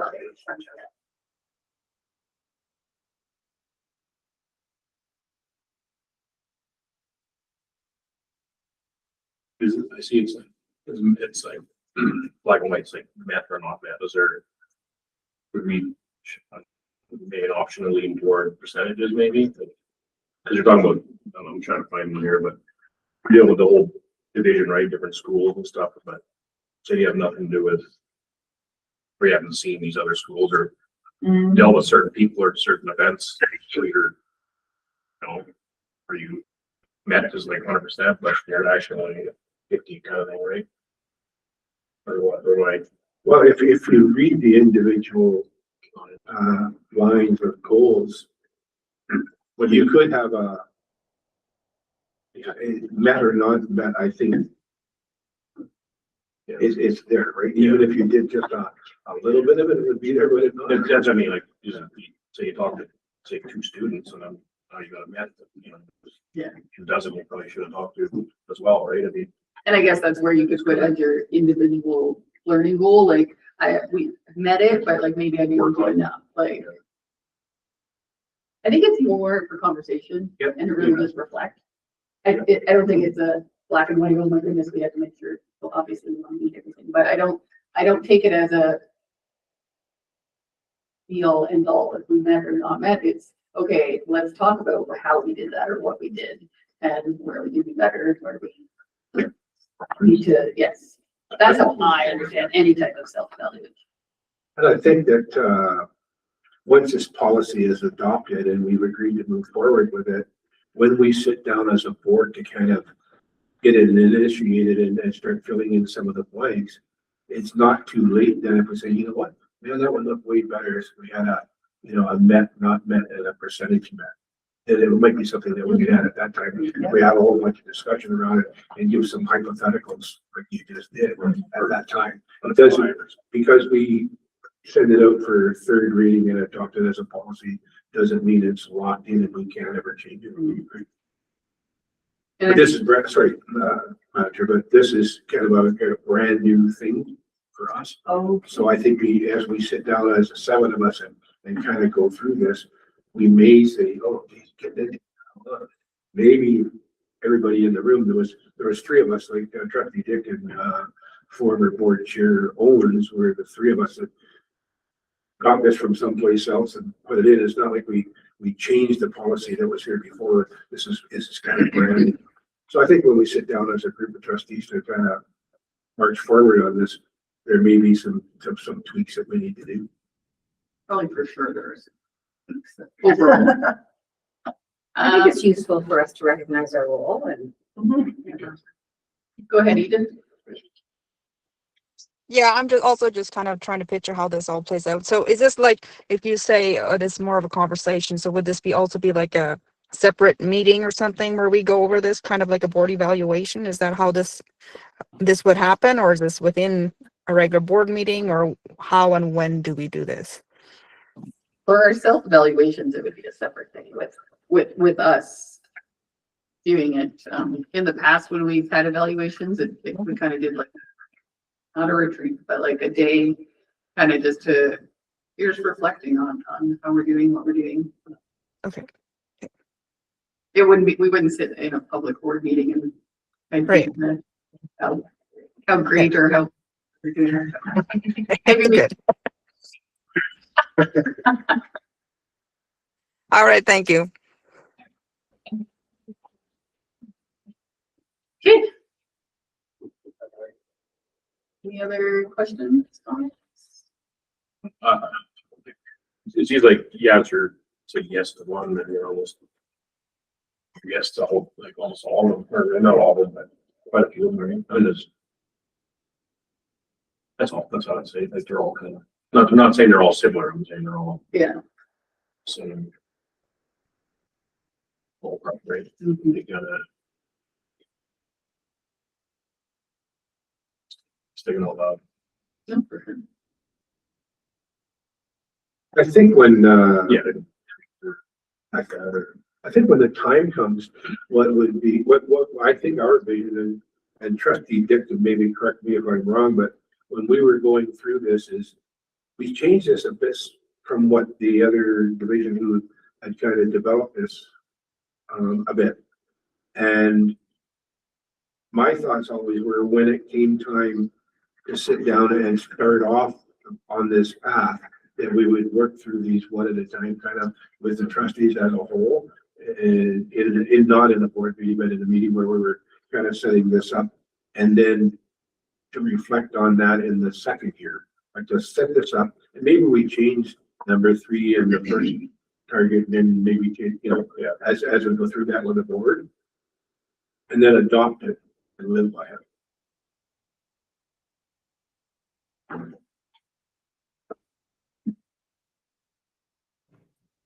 Okay. Does anyone want to? Second reading. Is it second? Sorry. This is for second reading, yeah. Paul makes that motion. All in favor? We are 7. Can we go with third reading too? I think so. Because we've done, it's been published already, right?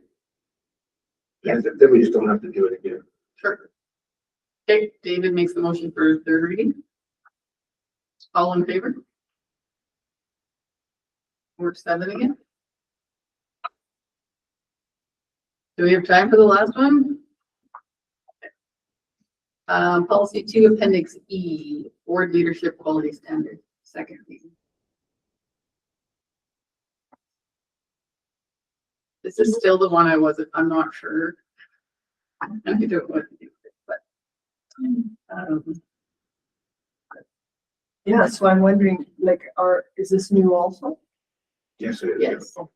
Yeah, these are and are all new. And I think that's where I'm at, where I feel like we're like adding, and I don't see the whole picture. So I don't know if we make the whole picture, try and live it and see how it plays out, or I guess not. Well, as I was reading through this, I was like, isn't this just sort of saying the same thing as what's in the goal plan? Well, the goals were for the individual trustees, and the one we just went for third reading. This is for the board collectively. I remember correctly, right? So, and coming out of this would be the board evaluation. We evaluate ourselves. It's kind of like what to live by.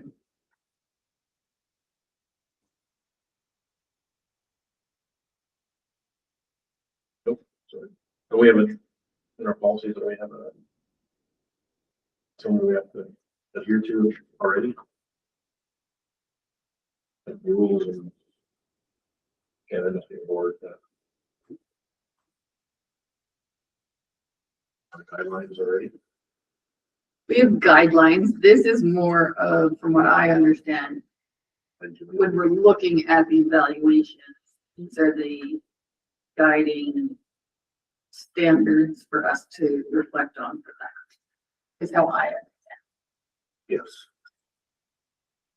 Opposed to kind of what we're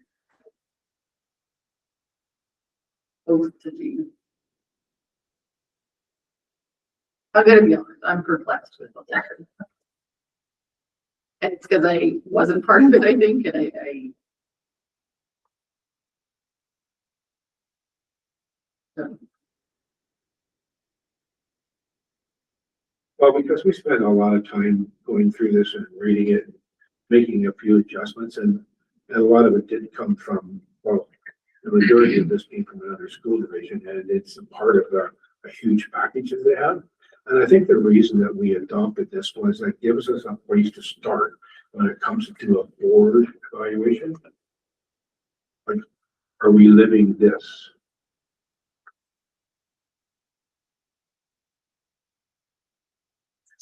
And I'm wondering, would it be better for this to be set up like the individual one so that you've got sort of like, you know, a chart? I think we still have to do that Oh, out of this. okay. This would then this would drive the evaluation sheet. Okay. That we would go and see, as a board, did we do this? Yes or no? That hasn't been developed yet, but if you're being successful as a board, what were you supposed to be doing? We were supposed to be doing the stuff that happens in these 6 domains, right? And once again, once we sit down and have an opportunity to discuss this as a board, we may say, you know what, we still want to tweak this just a little wee bit, right? And I also like Paul's thing to put in percentages there, because, you know, yes or no was sort of like, did 0 or 100%? And so then maybe if we could also say about our activities as a board, if how are we doing, 25%? Are we 75%? You do like to give percentages. I do, even though I did not do well in math or the literature person. And parents like to get them. That's right, they love percentage. Very clear. Edith, did you have something to say? Yeah, I guess just on this piece too, I don't know either for sure where it would go or where it belongs, but I read through it again and I really like what it says. I guess for me, just even I've been here 2 years now. I find like those guidelines are very good for myself to kind of compare myself to. Oh, I should be doing this. I should be doing this. And this is what my job really is. So I find that very helpful. So as to where exactly it belongs, I don't know. But I think for myself, it's been probably one of the best pieces to read to realize, okay, so this is what I'm supposed to be doing. Good. Yeah, but this is homemade, right? Or what?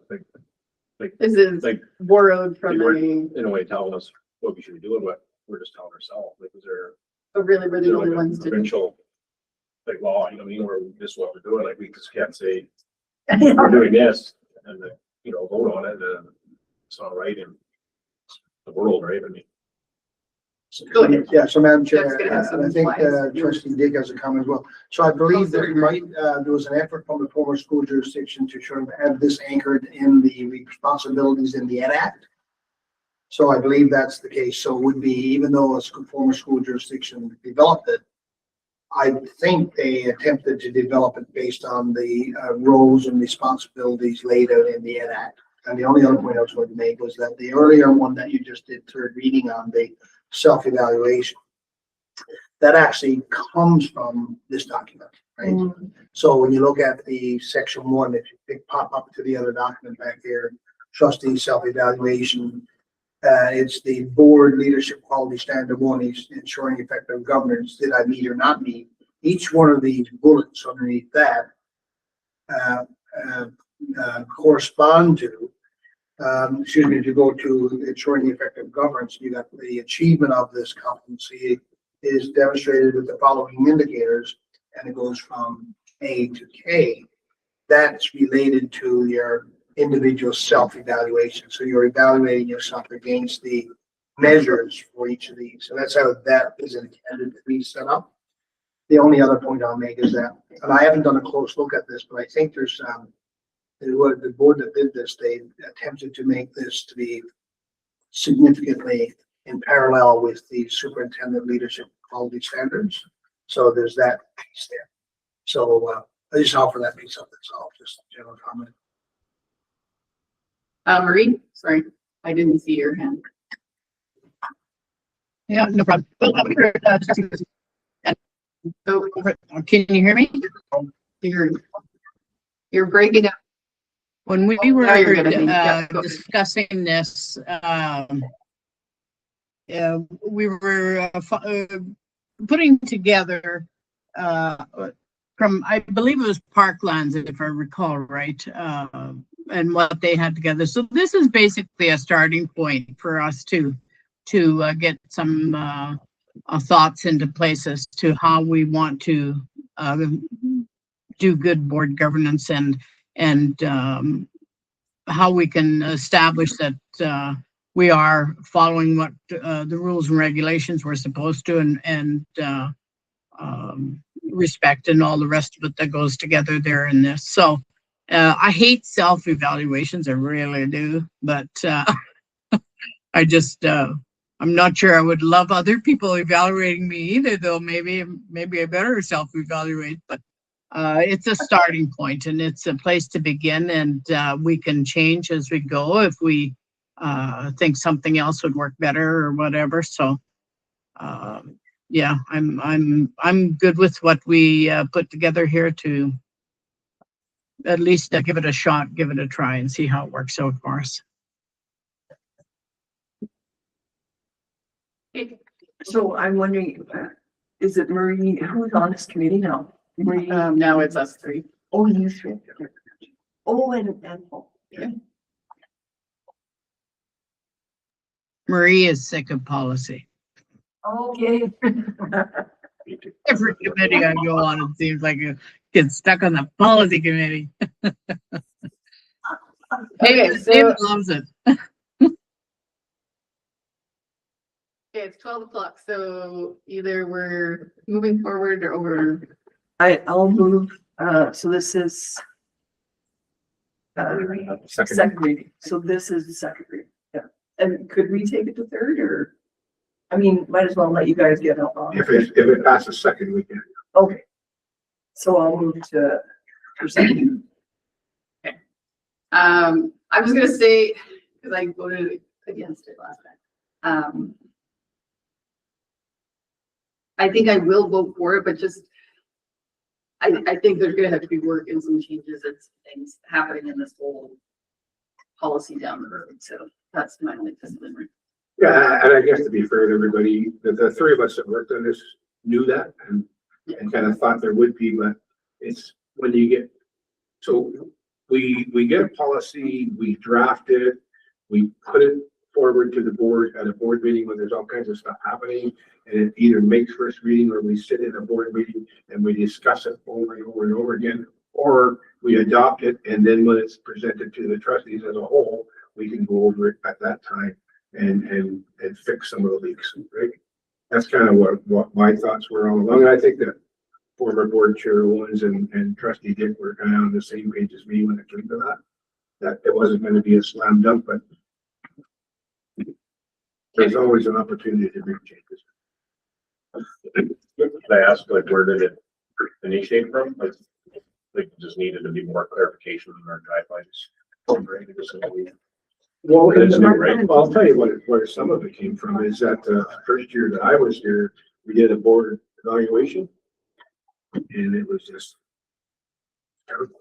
Yeah, It was, you know, because I didn't know what we were supposed to be, where we were supposed to be. I couldn't answer most of the questions. If there had been an NA, that's what I would have put, not applicable, because I don't understand. So, Prairie Land is a school division down south that made a big manual, and this is excerpts from their manual. And trustee Owens, or former trustee Owens, had spent some time with their board chair, and they had gone through this, and there was a presentation done by Prairie Land to all of ASBA saying that we've done this great, wonderful work, and it's all yours if you want to jump on it and plagiarize the hell out of it. Go ahead and do it, right? So she went in, and it was just shortly after that we'd gone through the board evaluation that I think she felt wasn't up to par either. It really didn't evaluate the work that the board did.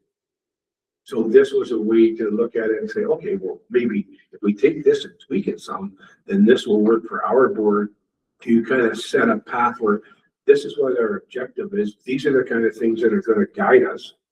And then in a year from now, we'll say, okay, how do we make out and score ourselves as a board on those objectives, and then score ourselves as individual trustees as how do we do living in that world, right? And this document is probably somewhat a living document that may change the more we use it. That's kind of where it came from, Paul, is that some people will just pick up the phone and spend $3,500 and get somebody to come up here and spend some time, and that's what we did. And there's no more $3,500 anymore, or whatever it costs to do that. So doing our own evaluations, but we have to have the parameters set. We have to understand that this is what we should be working towards. Now, if we go in and we decide there's not 6 domains, there's actually 8, then we can make 8. And then we evaluate ourselves on that. But if we start with this, at least it gives us a point to say, okay, in a year from now that we evaluate ourselves, we didn't do well as a board, but we should have been evaluating ourselves on 2 other domains that's really important to us. Then we just add those, right? I think that's where it came from. Okay, I think we're holding up lunch. So, motions on the floor. Are we ready to vote on it? Okay, all in favor? We are 7. Do we want to see it again this one? Because if not, I'll move it for 3rd reading. Okay, 3rd reading. All in favor? I'm very torn on this, but anyway. Big sigh. We are doing lunch with everyone here and then having to do our, what's that, judging?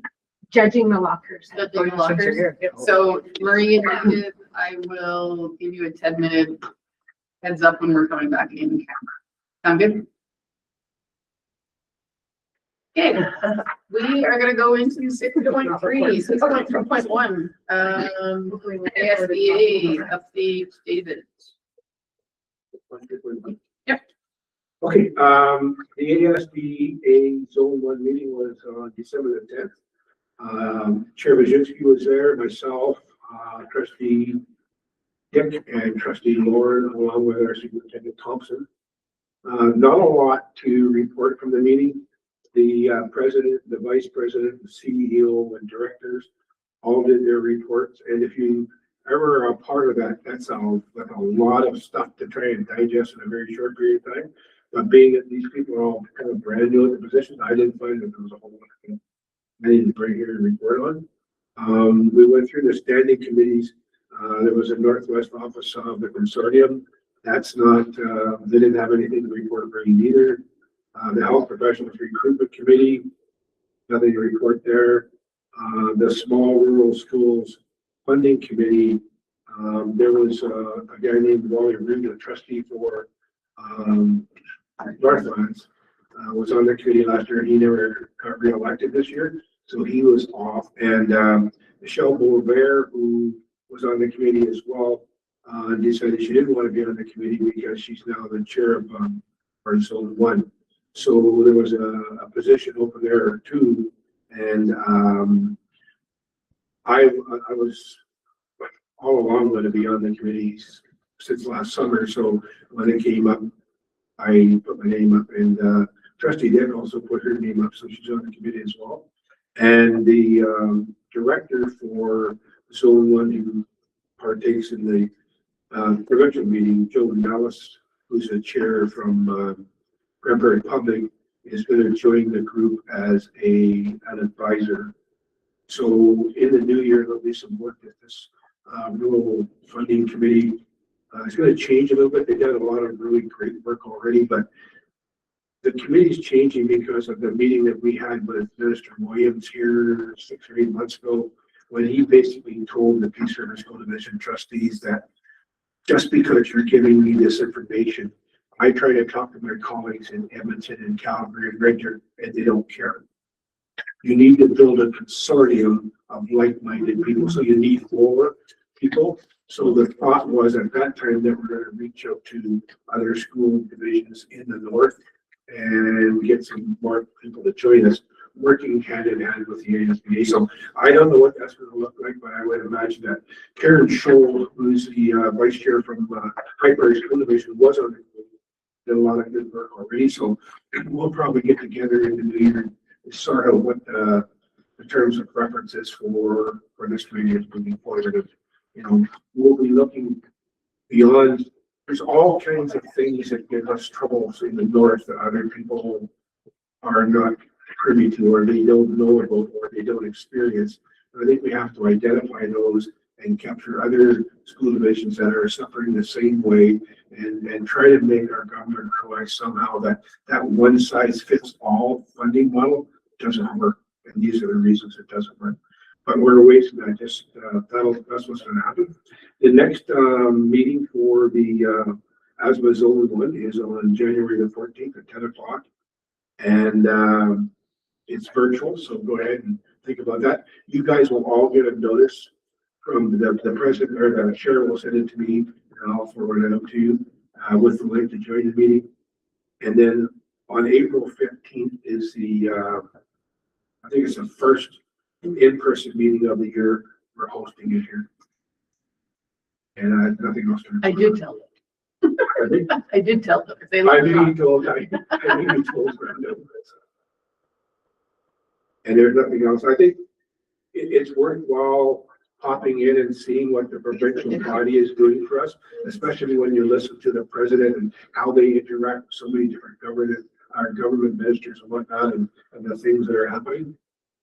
It's worth it. I found it very interesting that the government official who came here gave her report, when they said, could we have a copy of what you just said here? I'll have to go back to the guys. What the hell? Like, as if we said that to you, oh, I'll have to go ask permission. I was just like, that's ridiculous.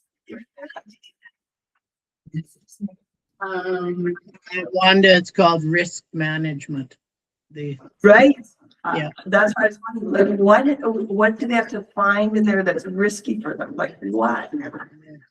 Don't know. Yeah. The only thing I was gonna add under ASBA was, I'm sure everyone got the email about Terry Gunderson passing away. Yeah, He's been in this boardroom, he's a consultant with ASBA. We've had him up, I think, my first year. So he's always been a figure at all the fall and spring general meetings, and he was there in November, so it was really sad to see he passed. he did my performance review for 4 or 5 years. Oh, Yeah. my goodness. Yeah, I worked with my supervisor and with the superintendent. So anyway, I just wanted to mention that. Wise, knowledgeable person. Yeah. 80 years old, Yeah, maybe. worked right to the end. Yeah. Oh, maybe wow. ever. Okay, PSBAA, I don't think there's been any meetings since. our No, last- nothing going on. Yeah, I just forwarded a couple of emails they had sent out, but maybe you got them too there and forward them. The only, I was happy that Lorraine got elected and she did send a card. I'm not sure if everybody on our board got the card or if it was just me or what. She had just said that she was grateful for the conversation that she'd had at our table. Anyway, and was happy that she was elected in. So.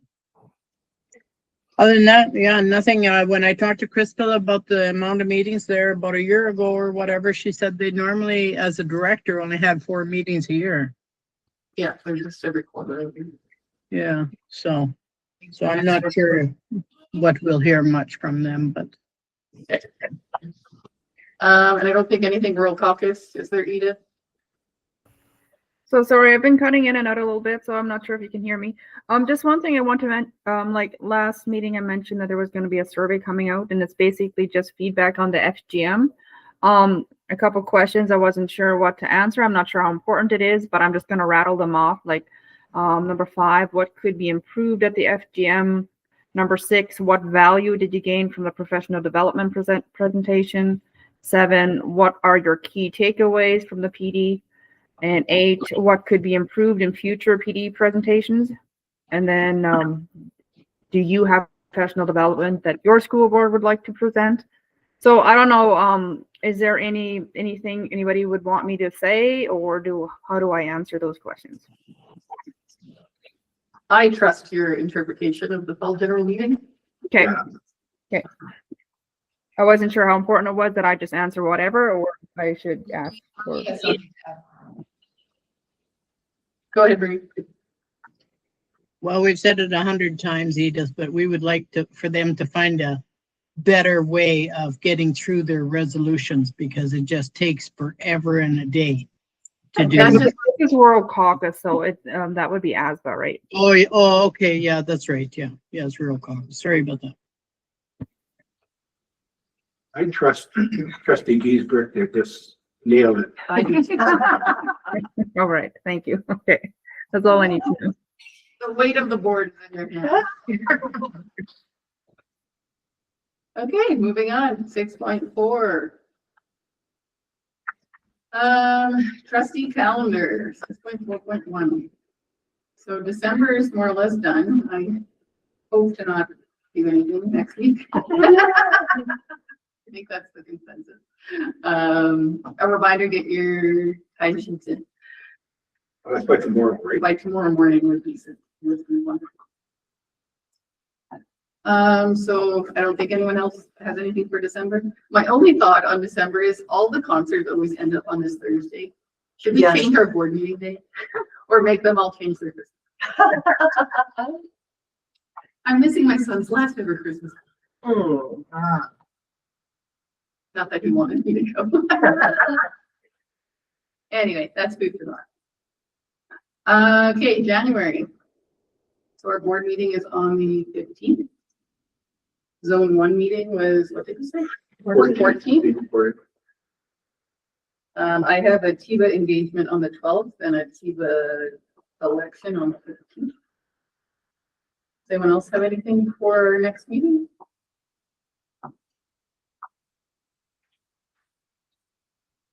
Well, I see that the Peace River Chamber of Commerce is the first Wednesday of the month in January. So I said to myself, I don't know if I was supposed to go to that.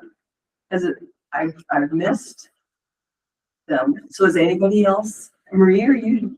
any of Yeah, these? I think I'm appointed to that committee. I thought I had it written down. Please, sir, chamber comments. Well, Marie, if you need an alternate, then I am free to go. I put it on the calendar, so if you are stuck and you can't go, I'll go. Yeah. Okay. Yeah, I'll see how things go here, Wanda. If I need you to go for me or whatever, I'll definitely send out an email to you.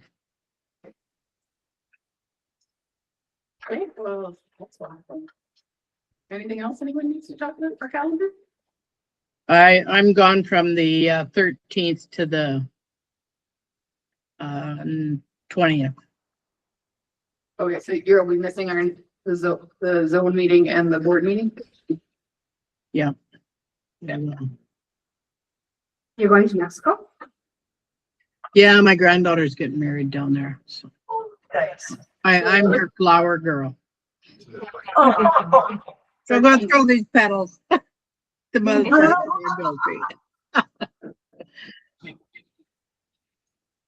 Sounds good. Okay, we'll move on then to the items moved from the consent agenda. I believe Marie, yours was the first one, 2.1. Oh, yeah, on the minutes, yeah. So I just wanted to know, how come we record every time somebody leaves to go to the bathroom or whatever? Why do we record that in our minutes? So that if for a vote or a discussion, right? So that, oh, say, sorry, Chris, go ahead, Chris.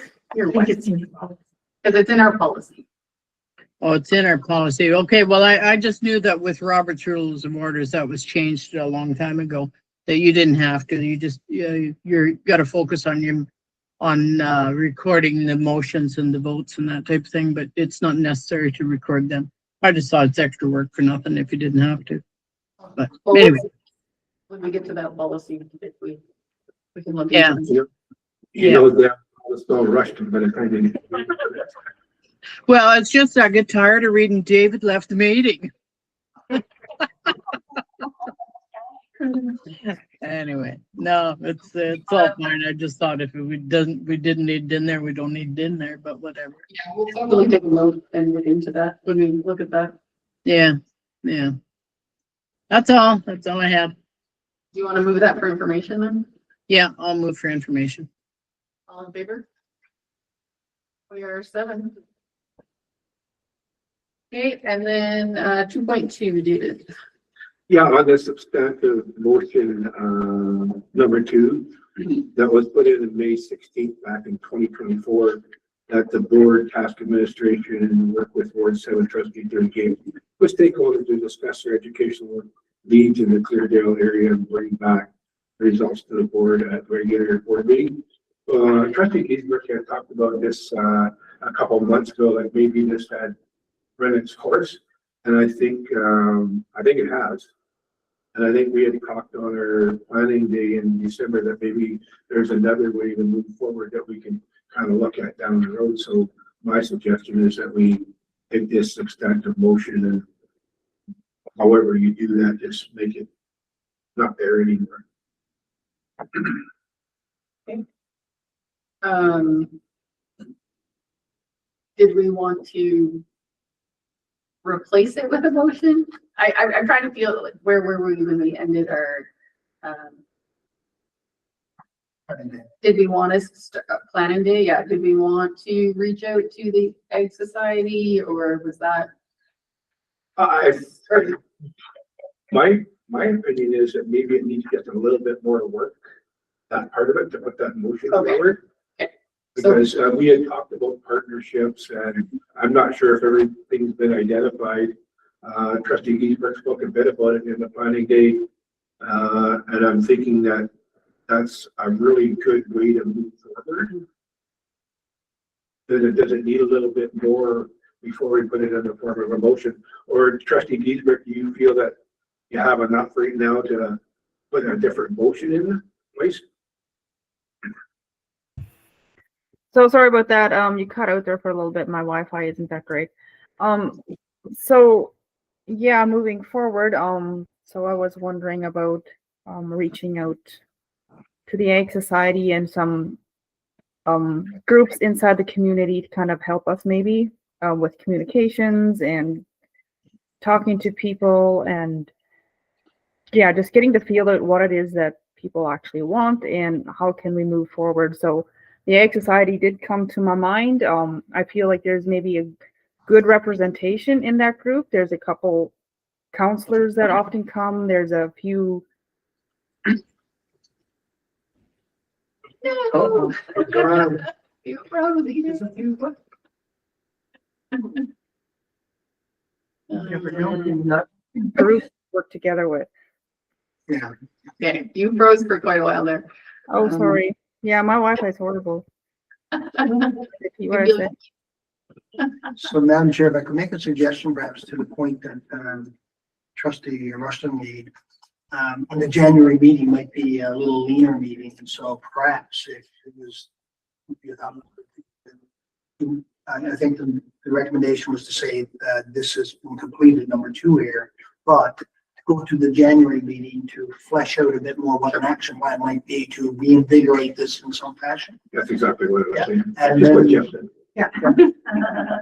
And what would Rhonda like to say? I think that we kind of started some of these conversations and more are gonna happen when we start talking about the agreement for the fitness room, because that's gonna require some commitment from a group in the area and setting up. So probably starting in January, there's gonna be the sports night. And I know the Ag Society, we can have more formal meetings after, but I think that we've kind of started this a little bit. Definitely needs to be formalized, but we can talk about that after I get some input back on some of the other pieces that are outstanding right now with the Ag Society. I think that will help. Trustee Giesberg, if we say that kind of motion number 2 is complete, and then we're going to discuss ways to move forward along that same line in partnerships or whatever, or discuss this more in our January meeting. Does that work for you? Sure. Yep. Yeah, I think that's great. So what would a motion look like to just say this is complete as far as the board is concerned? I don't think we need a motion to do that. I think for the next board meeting, what you will see as this as marked done, and we will have an agenda item at that very same meeting to move forward with what the next steps are. So we don't need a motion. and I'm sure if there is a motion coming out of that, then that could be added to this. At that time. So if you'd like to move it for information, I would move that for information. all in favor? We are 7. And the next one is myself. 0.7.2. So this was a letter we wrote to MLA. We got the letter back from Minister Williams saying that MLA Weed was going to get in touch with us, and we hadn't heard from him. So then we sent this letter. I then got played phone tag with him for a while, and we actually just spoke on Tuesday. Of course, he didn't have his notes in front of him by the time we got hold of each other. More or less seemed very similar to last time we went through all of this. The school's coming along quickly. They're very confident it's going to be on schedule. There's no extra money. We could use our reserve funds if we so desired. He thought up of some of these rental units, outdoor units, and was like, well, those still have to be attached to a building, and we ran into issues of trying to do that last time. He understood that could be an issue, and that's where we're at. More or less what I think we were expecting, because we went through this whole exact process probably, what, 2 years ago? Yeah, we do. And with the same outcome. So I just wanted to keep everyone informed of where we're at. And then just Go ahead, Marie. Yeah, so at my last meeting there, whatever it was, a week ago or whatever, they were talking about the one bathroom now not working. So they were basically down to one bathroom. Is that correct, Jeff, or have they got things going better? Madam Chair, I know there was an issue with they had noticed that there was a flood, a long time flood, a leak that caused the floor to have an issue. So they had to lift the floor and do some replacement work there. So the washroom was out of commission for a short period of time then. I think that's probably what you're referring to. We haven't heard anything from the school since then. I happened to be there when one day when they were, our team was there doing some assessment work and they, that washroom, female washroom was out of commission, and so they were using the staff washroom right off the staff room there. Yeah, I believe that's what they'd said was they were having to use the staff washroom. Yeah. Okay, so you think that's been rectified then? I think so, Madam Chair, and even with it being rectified, it doesn't change the broader issue. And I suppose I was going to say, Madam Chair, that one of the reasons we moved forward, or the chair moved forward in the way that she did, was that if you recall at the meeting with the MLA Williams and Weeb, Weeb had indicated about $100,000. This should be relatively a relatively easy thing to achieve, something along those lines. And so that's why the follow-up there. Just to add one piece to it, so as of yesterday, the tender package for Red Earth Creek has been released. It's gone out to the priority bidders, so they invited pre-tender bidding to see who would be interested, and then shortlisted five contractors that government would be willing to work with. And so then once the tender package is done, that package goes directly to those five people groups that were shortlisted versus throwing it out there and hoping that people would see it. This is a way of making sure that the people who express an early interest actually get the information, so you're more likely to get a bid in. They are optimistic that the construction is going to be done within 18 months. It was started in March, and the school will be ready for the fall, probably before Christmas. And the conversation Rhonda had with Uzoma the other day was they were desirous of us orchestrating the move over to Christmas break. We said that's not going to happen, not a good idea. So now, as these projects unfold, as you all know, end of November finish time is far more likely to be into January than it is by end of August and earlier. It's going to be later than earlier.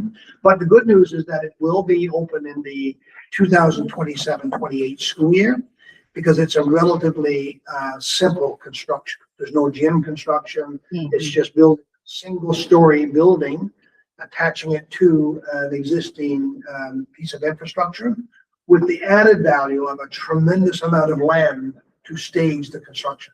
So, so it looks, so Crystal is aware, the Brendan Powell is aware, he's quite excited about it. So it looks like, barring some significant unforeseen circumstances, the construction team will be mobilized for March, mobilizing in February to get ready for March. And well, we were hoping for a year with not much snow, but I'd say shovels in the ground by August for sure.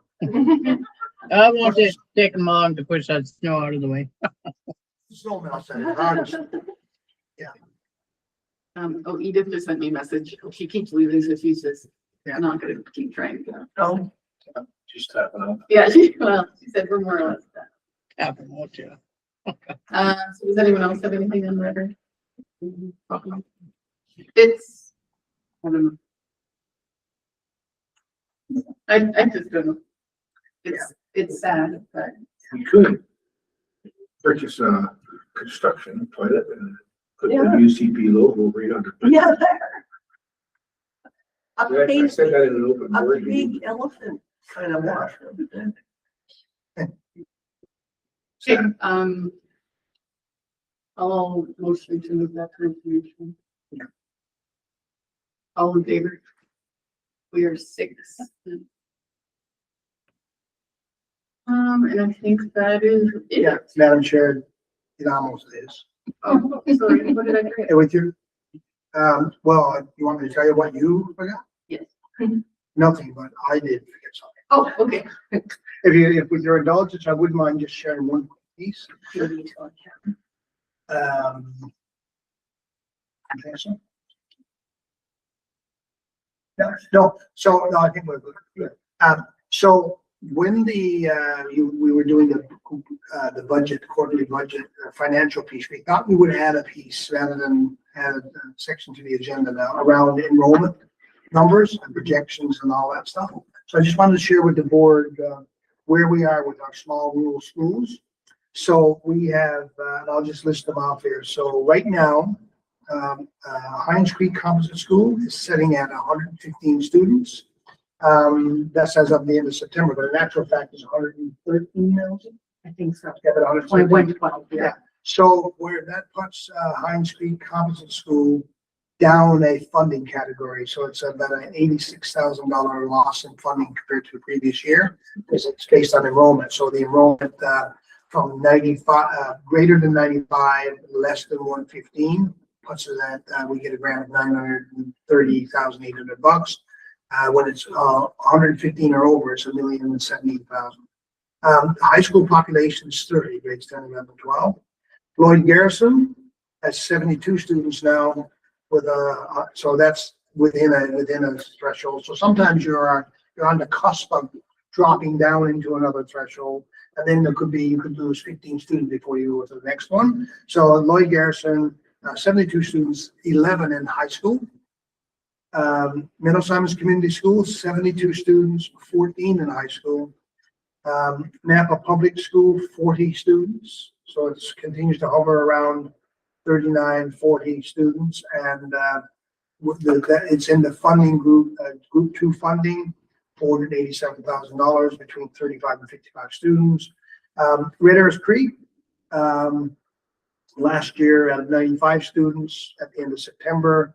We projected 94 for September. It's now at 108. Oh my. So they've been up in the 95 to 107 or 8 over the last number of years. So it's 108 as we stand, 2 high school students. And Worsley Central School at 73 students in total, 19 in high school.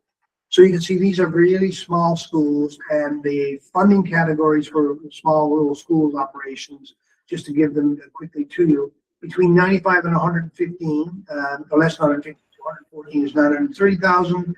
If you have 75 students, between 75 and 95, and 75 to 94, it's 811,000. If you have between 55 and 74 students, it's 671,000. If you have between 35 and 54 students, you get 487,000. And less than 35 students, 26,000. And you'll recall last year, that was the reason why the board felt the need to execute policy 15, because Dixonville schools enrollment was dropping down substantially to that, threshold, much lower threshold, and we went through that process. I only share that with you now for information purposes, and we will continue to monitor these enrollments. Obviously, there's a couple here. So, for example, Hines Creek Composite School, if that school continues to drop like it's been, then there may be, the board might consider some conversations with that community around what are the priorities, are the ways and means that we can get enrollments up and so on. Not unlike in some ways the conversations we've been attempting to have and having with Middle Simons Community with their 72 students, because that's half of what they had during just before COVID. So 2020-21, they were into the 140 range, and then there were 72. So we will continue to have those conversations and try to bolster enrollment, and at some point in time continue to tweak our virtual education program. But these high school numbers clearly indicate that these schools would have a difficult time offering any viable high school program. They just don't have the numbers, and it's why we moved last year to ramp up the utilization of the virtual education program. And there's still a lot of work to be done on that. Anita's been doing some of that. So I just wanted to share those early numbers with you. We'll share them again in the spring once we get projections for next year. And then if there's work to be done, the board can have lots of time to start having conversations with communities about exploring how to change the trajectory in enrollment for these schools. That's it, Madam Chair. Okay, thank you. Anyone else? Anything? Good. Is anyone motion to adjourn? Folks, Are we gonna put that one? We'll give it to Janet. as you, before you sign off here, I just want to say to all of you, thank you very much for the wonderful fall. It's been a great experience this fall, sitting at the board table.